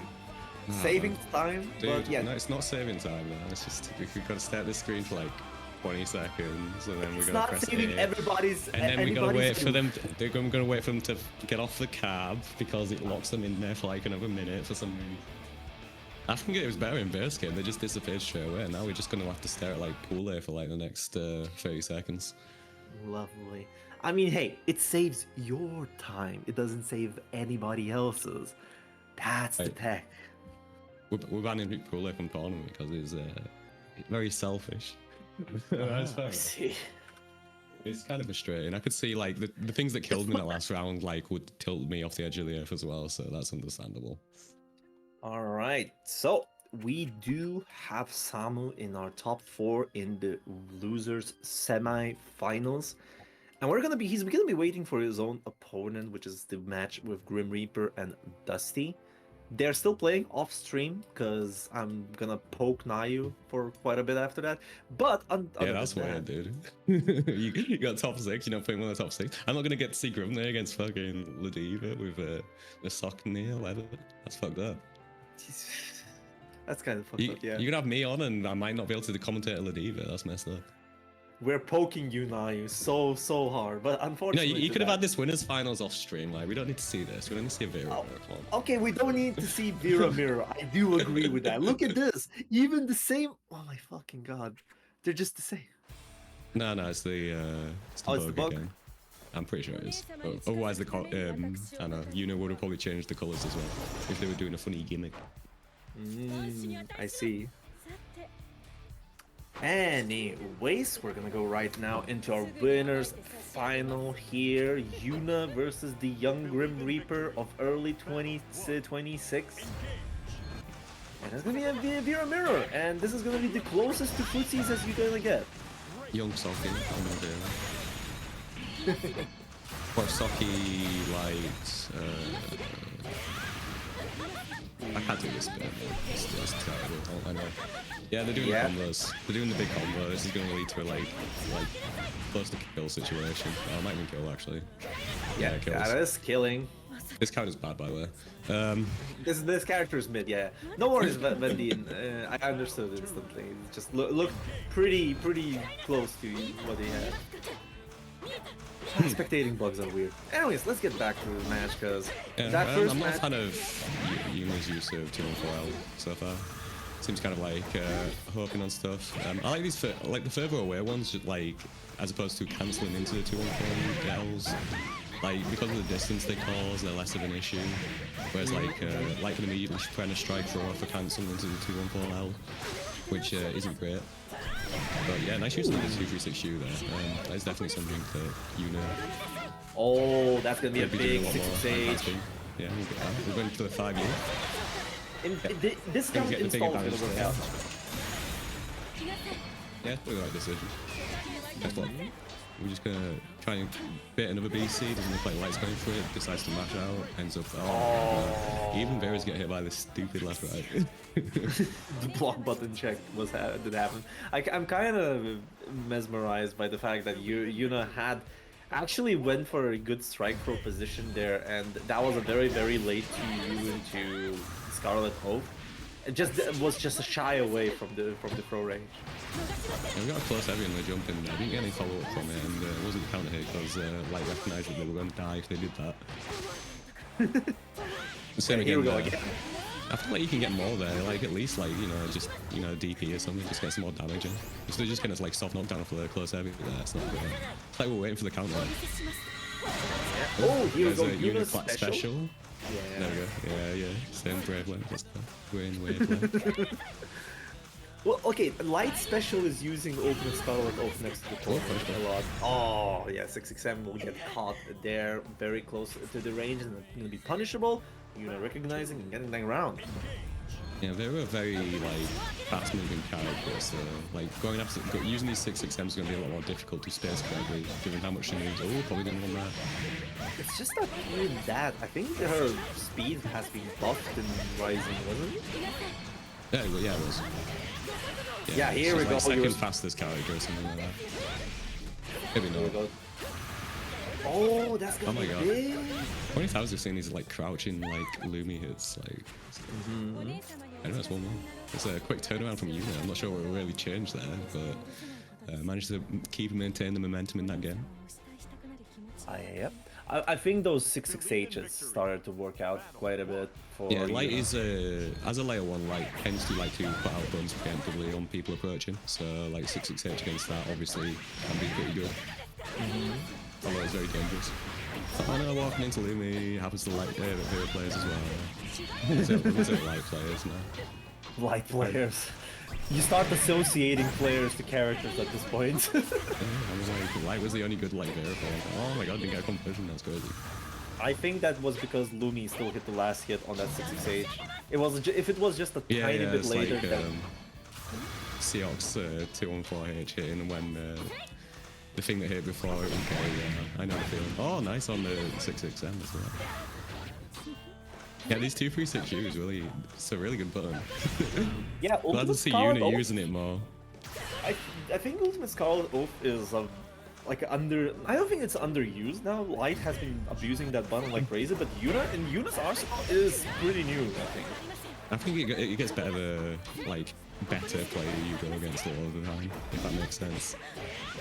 Like, you want to use it as kind of like someone who's like preempting you running in or like trying to catch you in the like spaces in between, whereas like most of the players will either like charge in or not charge in, and therefore like won't fall into these like sort of frame trap, like spacing traps that 236U covers. Yeah. I actually want to correct my mistake. It's not Ultimate Scarlet Oath, it's Ultimate Docking. Yeah, that's right. That's why I use the numbers, because I don't remember names.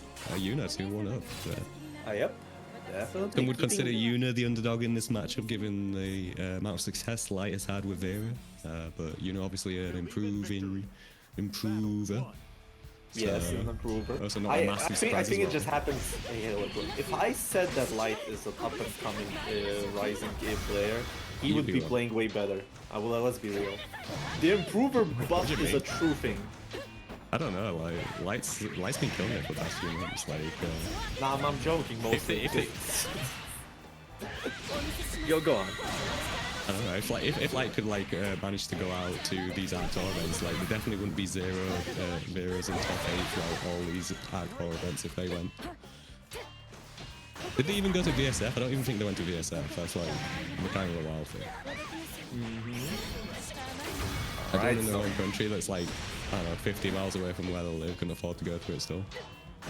This is the problem with the EU, like, you can't like gather some funds to be able to like make money to go to events as a teenager online because there's no money on these online events. It was kind of funny that... And then again, also, Light is a big, massive gacha player as well, so, you know, they're naturally that's fucked predisposed to wasting money at all times. Match. Anyways, let's get back to the match because it's 2-1 and Light has managed to get that round back, starting to climb it back. Extends that PC to not get the plus frames on the Dark Arcade. Nice with punish on the throw, keeping it tight. Lumi and counter hit. Wait, this is not gonna kill. There's not enough resources for Light to kill. I don't know. Yeah, probably not. Yeah, it's just my low tone of voice mainly. I've been trying to mess with the volume settings a bit. It's because I've had a cold as well, so my voice is a pitch lower still. And here And also I've got a bad accent as well that people don't understand. So it's a great person to have on commentary. Like, look, it took me a while to get used to it, but I did. Believe in victory. I usually use my campier voice when I'm like on commentary because it makes more sense, but like I can't do that anymore. go wherever. We're commentating Well, this that's lovely 6%. fifth game of Yeah. Light versus Yuna in the winners finals, and it's starting to be pretty good. 2 use card of hits its mark, tries to be a preempted with the Arcane, but because of its Yeah, low that's why you want to recovery, use it, but nice coverage by Unity and sick RPS from Light. Yuna stays patient, very good. yeah, and they're using that Raging Strike, Raging Chain to extend the combo and the corner carry off of it, keeping it very low, and that's a Lumi safe. Skarletov playing it safe. Oop. I think that Light's starting to mount a... Yes. That's not good. The backdash has been caught. Tries to go for the throw of the, under the Lumi. Let's get a little stagger into the throw, but still not to kill him. Trying to get to the chip point. Yuna recognizes that, goes for the true throw tag. Yeah, both left. Yeah, very tight that's a situation comeback. there. Oh, well, That was yeah, a as well. pure comeback, and Light played it very safe. He almost died because he's sick RPS on the same round, like playing very recklessly, and then suddenly switching it back to being safe. Speaking of reckless. Speaking about reckless, Yeah, usually when you're playing against a character like DP and early isn't too bad because we don't have the resources to convert it into like big damage a lot of the time. But when you're against Vera, she has access to 5-year all times, so you're basically just giving her like the best character in the game usually around the start of your DP, and it ends up getting blocked. Obviously the counter hit stuff it changes that formula a little bit, but yeah. Generally, it's true. I think yeah, the counter on DP is really good. And here we go, discount install. Even though this is set point, and now it's Yuna that's mounting a comeback against Light. Still a lot of things to work with, but the farm Scarlet. That's gonna be it for Yuna. Light takes 3-2 and sends Yuna to the loser side. Yeah, a nice little back and forth there. Really appreciated it. Took a bit for them both to grow into the game. They were doing some odd stuff at the start, but they started playing really well at the end, and good set overall. Yep. Looks like we're not going to see Lila Diva, unfortunately. I'm sad. Maybe was that a 3-0? It was a 3-1. Okay. It was free. If it was a 3-2, I was going to rant at you again because that would have been really fun to watch. But you know, Brother, what the hell? rematch. I mean, you know, you got top 6 game, and it's like, nah, I don't want to see that, bro. But yeah, we've got a rematch on winner's side. It's the Grim Reaper. What type of Grim Reaper do you think it is? Do you think it's like a Billy and Mandy Grim Reaper? Do you think it's like? I think it's a more Dullahan Grim Reaper. Dullahan. Yeah. Against Samu. Because currently this Grim Reaper has lost his head playing this Grim. It's the most successful Grim there in this bracket. Yes, still alive. Pole has been A little eliminated. bit of benefit from being the top seed, of course, but still. Yeah, definitely. I mean, how did Nayu see an unknown OD Grimnir like that just from the gateway? Did he see the aura on this goddamn player? Like said, you look like a first seed. Believe in victory. By aura, you mean the Socky profile pic. We don't talk about that. We don't talk about that. I'm literally gonna talk about it, man. Like, what's he doing on Grim now? What's he doing? What's the play here? I don't know if there's Is he making a mockery of the Dunkin'Yips most premier weekly tournament right now? I'm not sure about that, but at the same time we have to talk about Samu going on that Grimnir gauntlet, because he's been playing Grimnir into Eustace into Grimnir, so you know. Yeah, well, there's the 5U you're talking about. Yeah. We got that callback. Yeah, it does have that extended hitbox on the parry, and that way you basically create because activation has a huge hitbox around it, and it's unblockable for whatever reason. Yeah, it's broken shell on champion. This build, yeah. So yeah, it's a bit of a different thing for Samu here, like previously going against Pule, who's obviously very adept at the Grimnir specific things, but maybe not as like fundamentally sound as this Grimnir.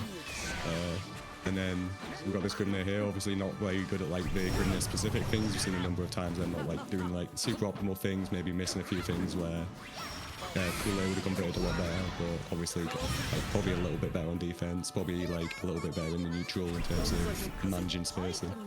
Wait, hold up. I'm sorry, Dudikoff, I just noticed one little weird thing. Did the M Eagle Spike crush EX Ball on Charlotta? The EX Ball's not like a high crush level. Like he gets crushed by a bunch of Matera buttons a lot of times as well. But I'm not sure. I'm not exactly sure if that was the case.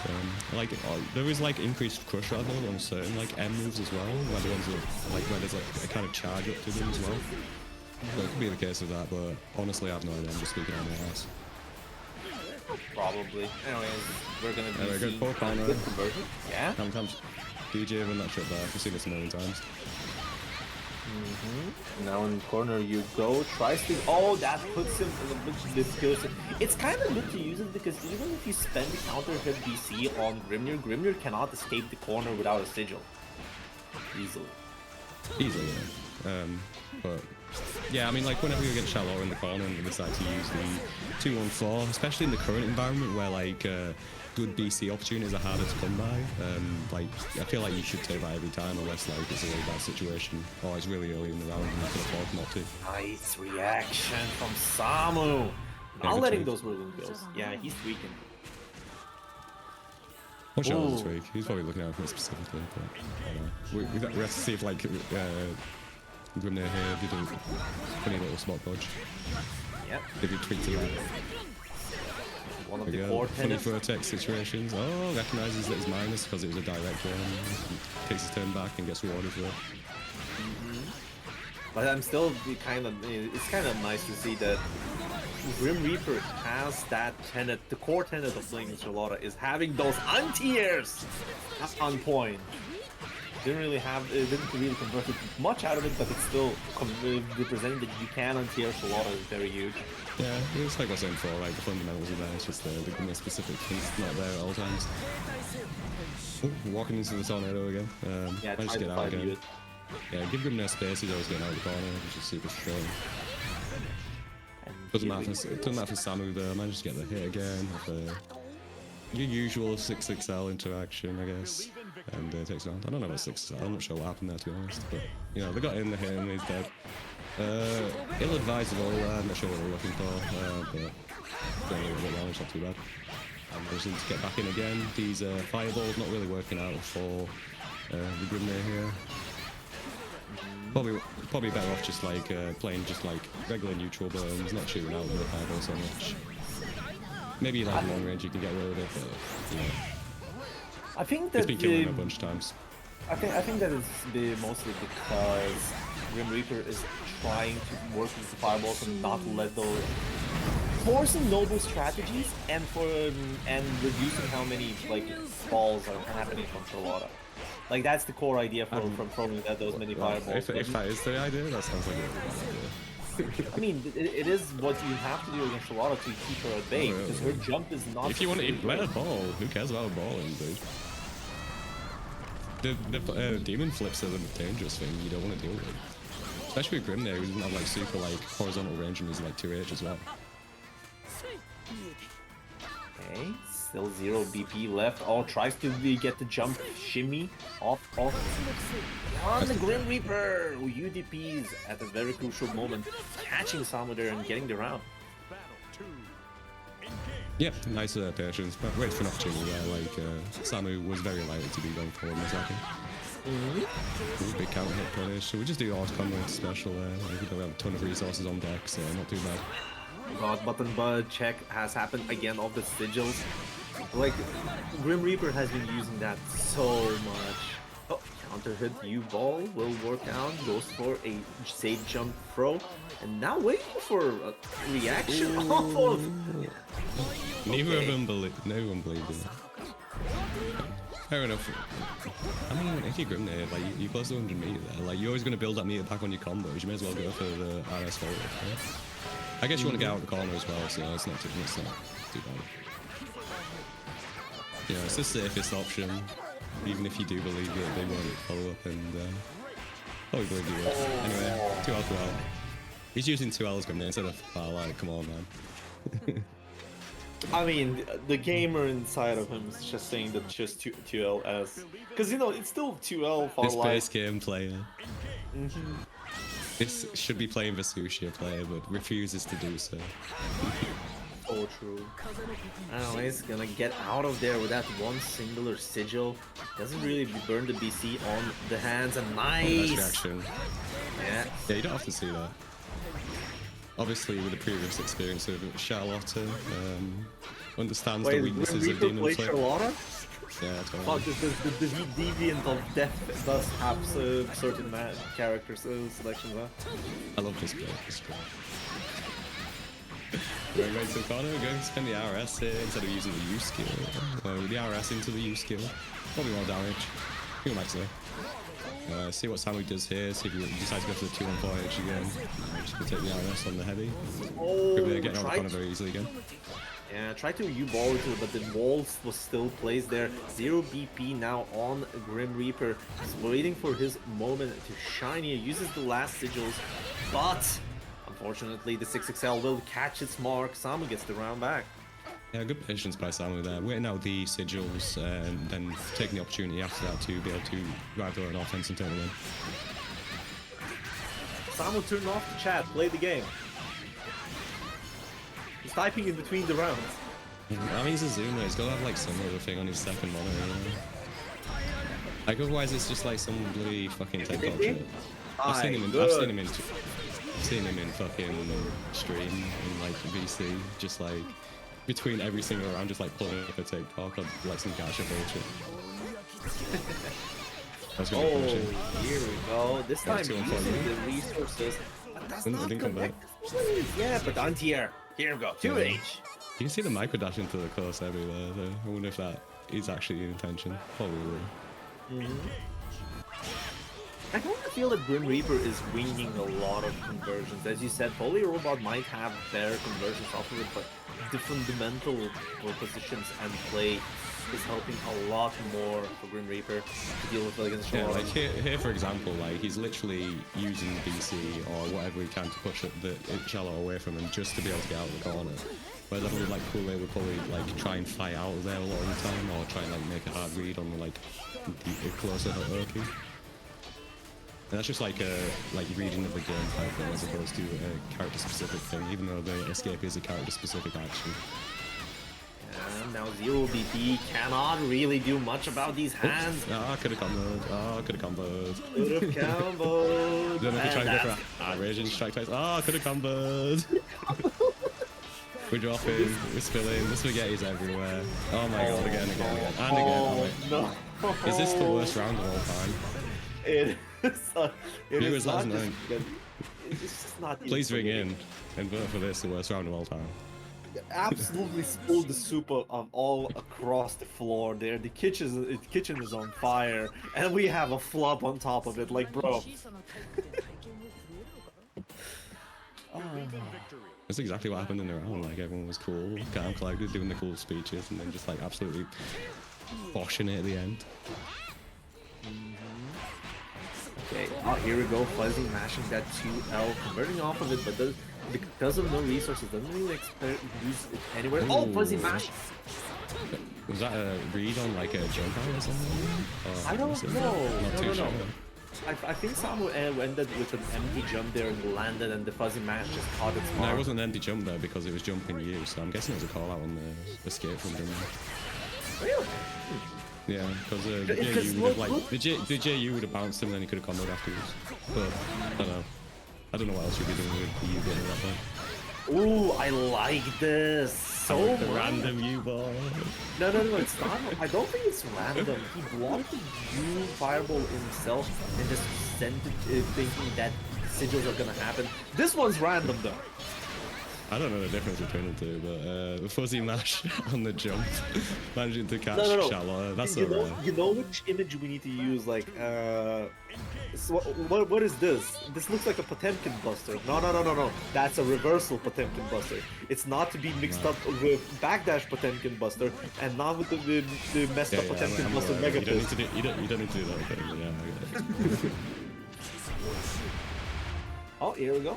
Well, we do the U in the air, I guess, for the hard knockdown, so that when they're in the corner, they can be more difficult this time to be able to do anything at this point. Setting sigils, having a bad time. I like that. Yeah, this is gonna be a lot of damage. Not even a lot of damage, that's just kill. And that's gonna be a free 1 for Grim Reaper. Yeah, just did the safest possible things there on the Grimnir side. Just like on the high low, I'm just gonna block the BC. Once I block the BC, I'll do a little block string, push myself out, wait to see what my opponent does. They jump, right? I'll kill them. Yep, absolutely no risk taken on Grimnir's part there, and ends up rewarded for it because Sammy was desperate to get out of the situation. Definitely that. Samu is gonna be eliminated from Dunkin'Yips 55 in 4th place, and now we're gonna be seeing Grim Reaper. Dude, potentially. Samu, I play fucking Seahawks. I do random 2-3-6 all the time. They're always random. Don't worry about it. You just want the jump scare. Like Grimnir's air dashes, you can't call random because they're just like a form, just part of the offense in the first place. Like they're gonna do it every single time. Mm-hmm. Yo, Fire Shocky. Huge Fire Shocky fan, let's go. Believe in victory. Battle 1. Alright. Oh my god. Yeah.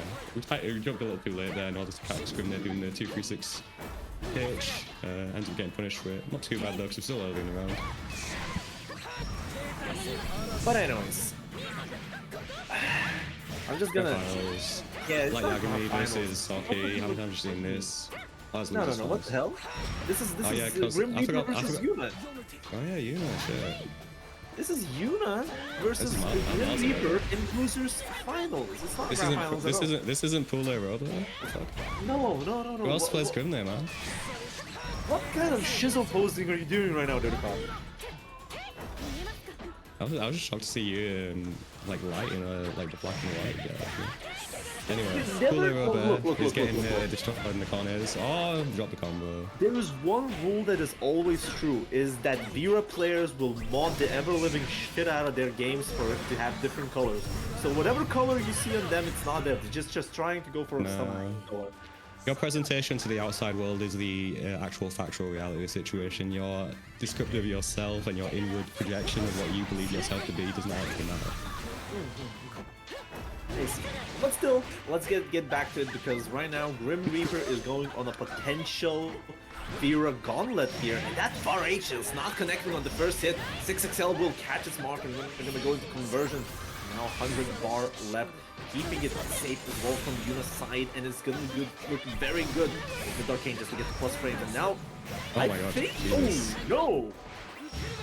That's great. So I was really going to the SSBA there as well. Probably wasn't confident in combo limit, wants to reach the point where they could do that, so I decided to just take the Oki instead. But we're left with Vera 2DC here. I wonder if this Grimnir champion will play around it, is doing so by going for immediate throws. Being patient, being active on the 2-1-4. Yep. Yo! I mean, that's the thing about Vera, is like a lot of her stuff is either going to be a true string or something you can like just mash in between when she does a cancel. So you see a cancel, you can just press SBA, and it'll likely work out. There are like frame traps and stuff you can do, nothing blah blah blah, who cares. Not when it comes to SBA.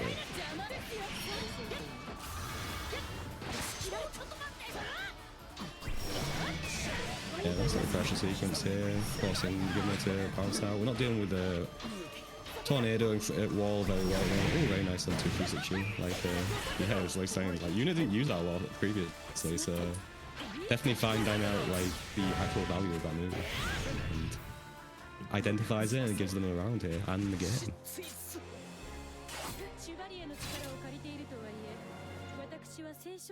Here we go. I use the right important moment of being silent for a bit here and let you do the call. Show very. I don't know. It just seems like you wanted to promote yourself in chat. It's like, yes, I did. Right, oh, hey, clout. This is the liking your own post. Twitch look. Sometimes you have to work for your own clout, okay? I'm gonna go on my alt and retweet my man. You have a fucking alt? If I did, that behavior would be like the equivalent, you know? Okay, we're gonna be looking for that all later. No, I swear, I'll keep all my secret shit. Don't do that. I see. Oh, nice. I like this game though. So you see, it was a dangerous situation, so it's just peace out. Yeah, peace out. Like, I mean, like a lot of times, like people will like already prefabricate in their head like exactly what they're gonna do for like 3 moves, and wait until the last moment to decide what to do is definitely a good skill to have, and that's being displayed there. Unfortunately, it doesn't lead to anything in terms of winning the round, but you know, I appreciate it.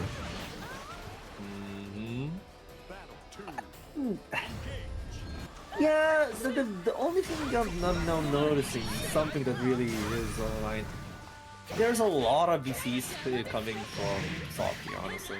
Like, if he gets a position to BC, as you said, to get some space off, but the thing is, he's putting himself into zero BP situations quite often. I think how Saki escaped the corner in previous sets is not working against Yuna, who's more than aware that a soft BC is not an automatic get out for Yuna at this point, and he's struggling to deal with that to start off with. We'll see if he adapts. Because like, if you get out of the corner every single time you BC, even if it's a soft BC, then you do that every single time. But when that's not the case, then you might be a bit more judicious in your BC usage. Ooh, combo limit, not really killing, but that will not matter in the there, end. like he's not waiting to BC at that point. Or BC at the right, he's looking to find the gap in order to mash out. I'm gonna say Socket. I'm sick of this bit Vandine. It's like, well, we're calling him the Grim Reaper. Oh, he's cool. Oh my god, Yes, Grim Reaper. Grim Reaper. And we're gonna call Light Grim Reaper, Young Reaper for some reason, because like, I don't know, it's like Small Socky or something. No, because they named themselves in the bracket as Grim Reaper. It said 26 when I was watching. No. It was named in the bracket Grim Reaper of early 20. The bracket doesn't count. What the fuck do you mean bracket doesn't count? That's I'm not historical looking at that. evidence. I'm not looking at that. I'm spoiling the fun. It's not fun. It's bad fun. Okay, I'm sorry, but you're not the first to spoil You're the having fun, fake that fun. I'm sorry, you're having fake fun. Ooh, that was too far away from this bait. Yeah, again, it's like 214H instead of the 214. Really interesting. I wanted to maintain the SBA. Probably is like a tweak option, maybe. Yeah, might be. Like there. I mean, maybe not because they didn't get it there. Yeah, could have. I was really expecting it when I saw the cancel. Oh, that's a true block string. Couldn't really tweak on that. Plus frames gonna be used, and that's gonna be a fall right into SSBA. And this character's busted. Oh, that's fine. That's a Bro, rising that animated character. for far range. It's a rising character. You should be used to this by now.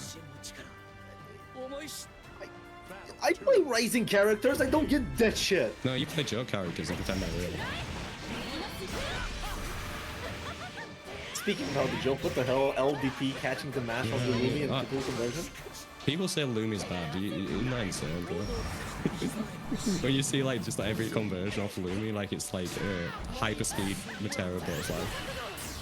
Wow, the 5U as a throw bait there. Close life fuzzy is gonna go still into close heavy anti-air, and that will kill. It's putting Yuna in a position of a set win.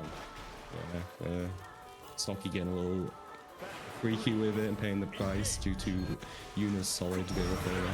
Nice jump there to catch the 236H. The autopilot is not working out. The common autopilot from there would go backwards, do projectile wall, get like seals out. Like Yuna is very well aware of that, and he's calling that out as well. Ooh, that was a very risky 6-2-3U there.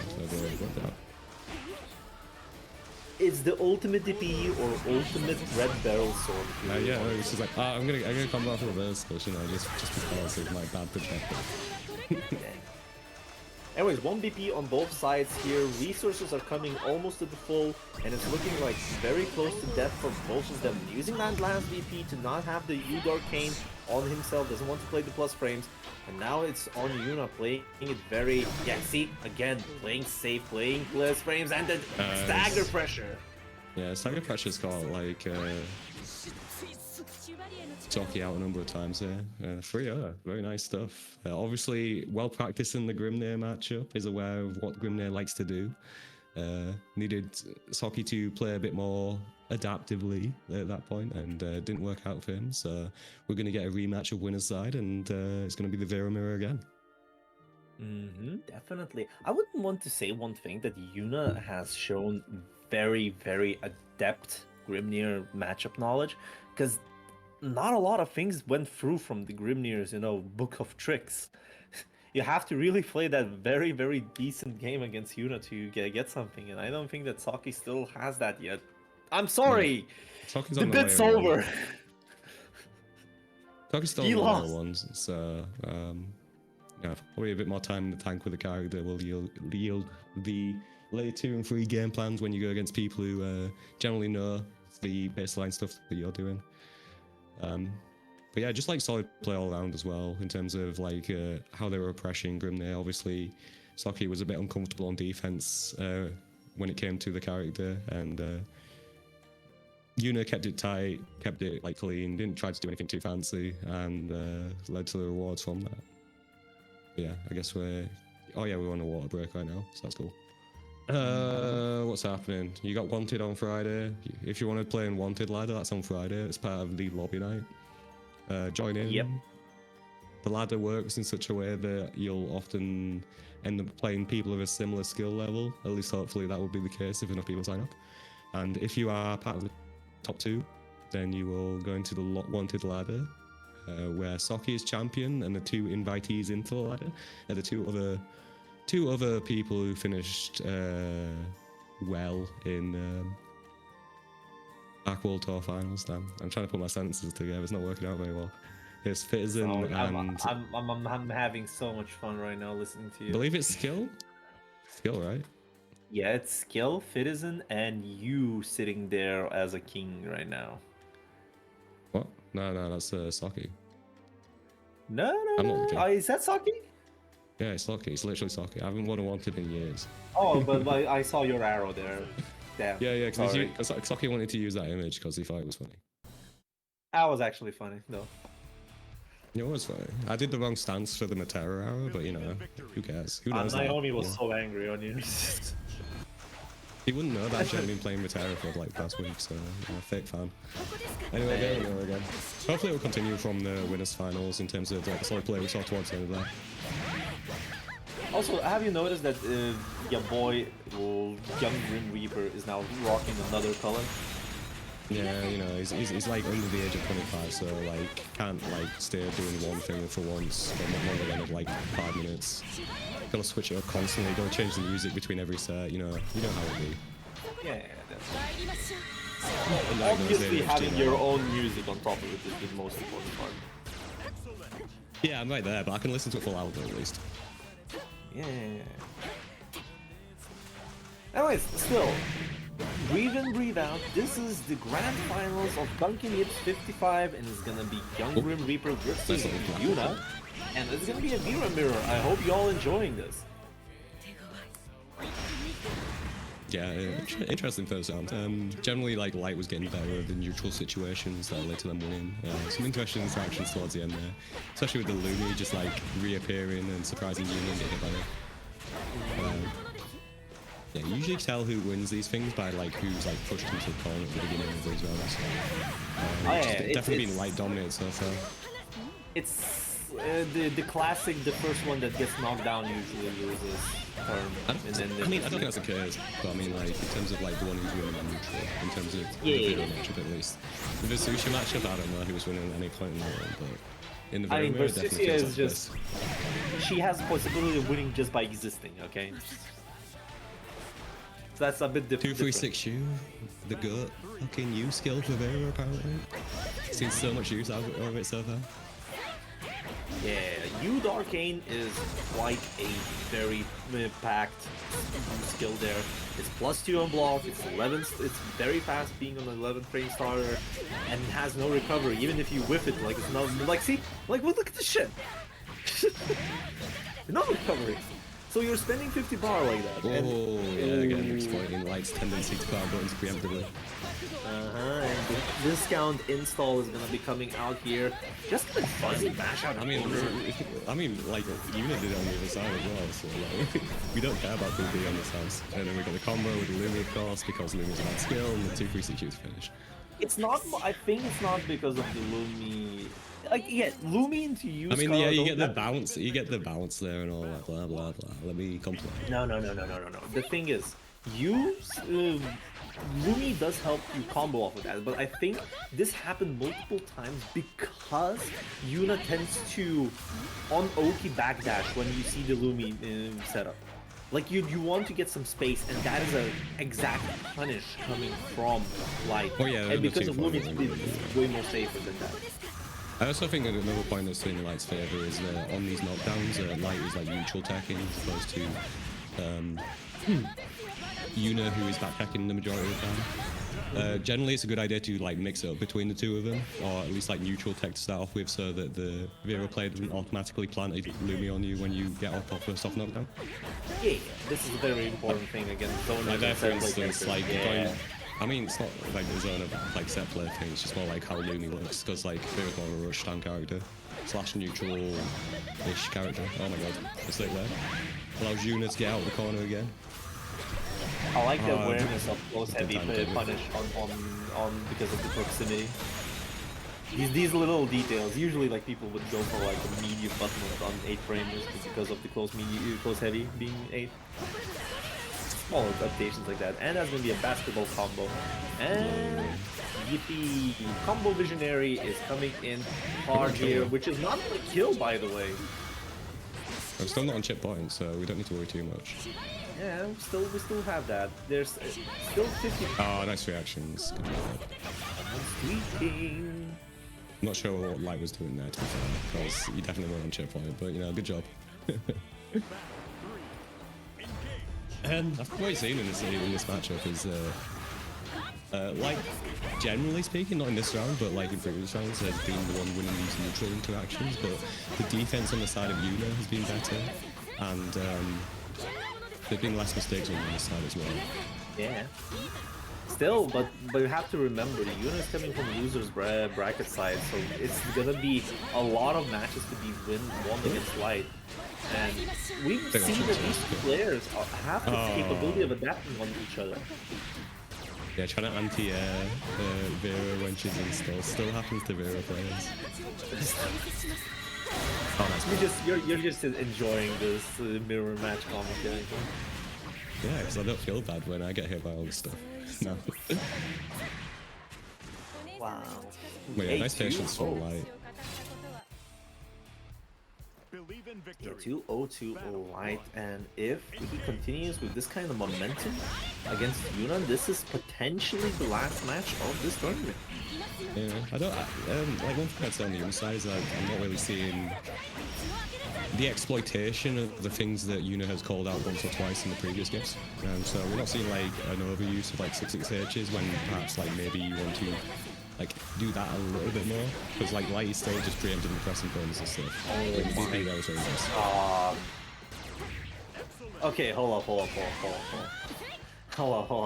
So it's funny that using just Lumi and LDP just like that as a high crush move and getting the conversion off of it, Yuna's been using that a lot. Yeah, because it's good. It's like if the Lumi's gonna stay there regardless, so like you push them into it with the LDP, it doesn't matter anyway. So it's very hard to push without like a very hard call out. Oh, okay. Even Vera players get hit by that.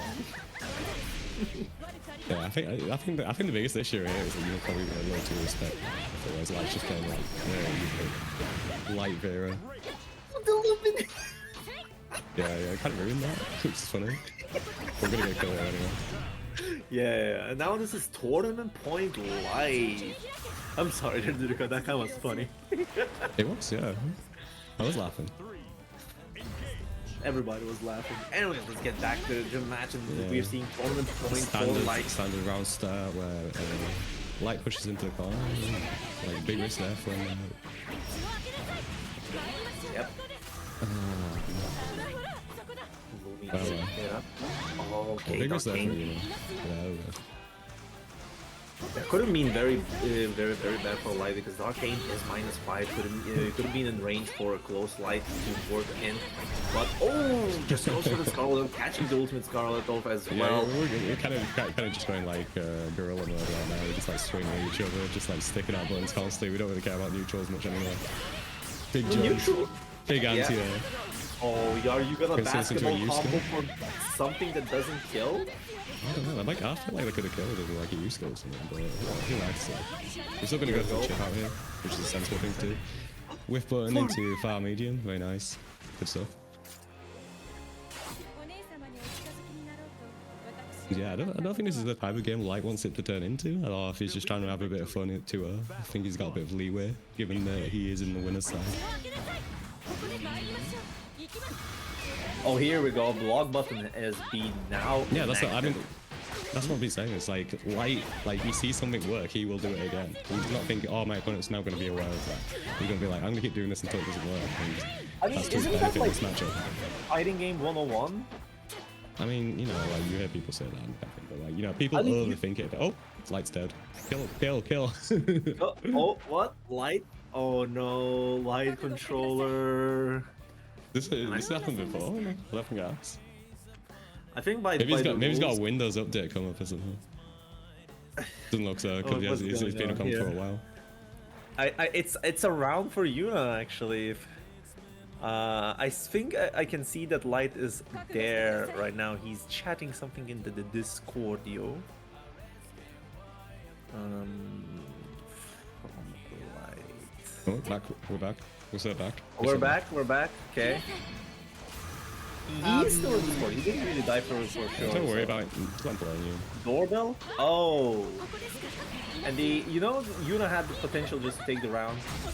Technically she should, but you know, I mean, I guess they have 30 seconds to No. make this It out. was not technical issues. It was just mean, the phone yeah. standing up from the venue. So that means the match is still going. You just fucking go kill him. Fair Come on. point. Fair Anyways, point. tournament point Light. Yuna, in tournaments there is no honor. I don't care. Let me watch the game. All the 5 of you off the Louis classes. Let's go.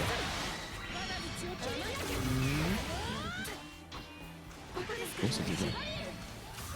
Haven't seen a lot of that from Yuna so far. A couple in a row there. I didn't convert there.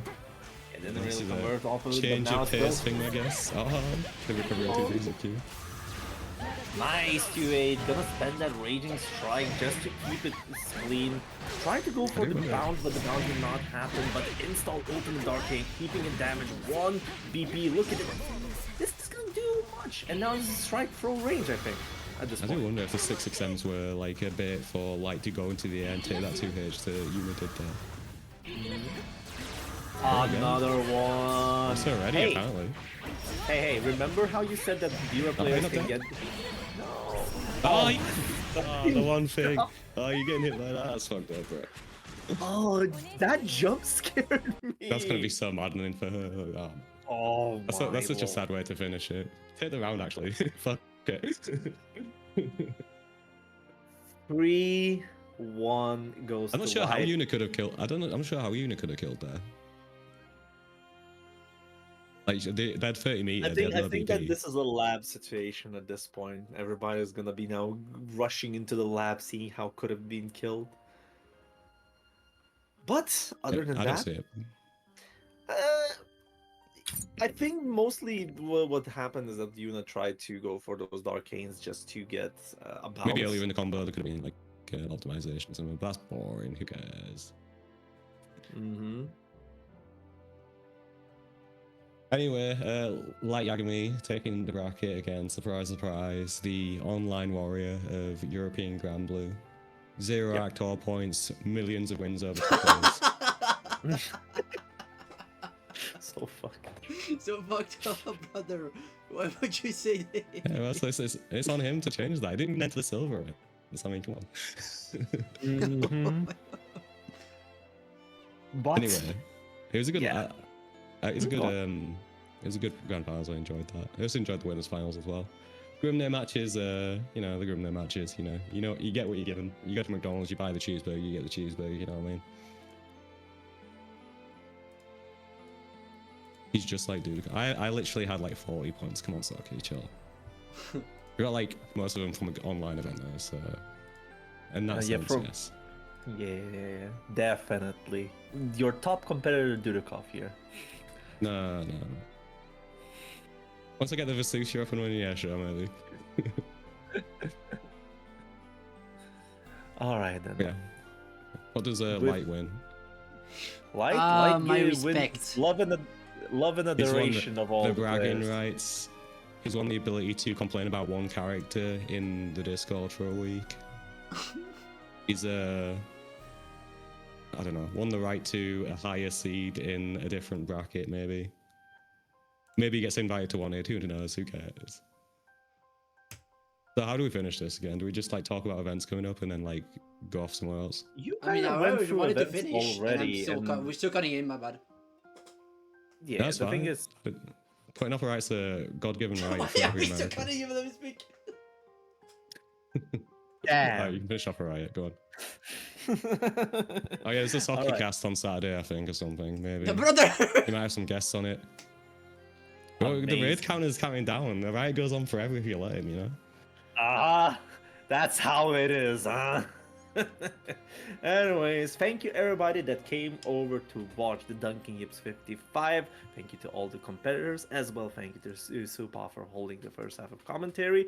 We also thank you, Duduko, for being my co-commentator here. Thank you. That was a very good thank you. And we do say thanks to Black for doing the TO administration and Nayu for being in the production lines and laughing his ass off in the background. That's me. We will see you next week. It was me here, Riot, with Durkov and Nayu in the production lines. Bye-bye. Goodbye.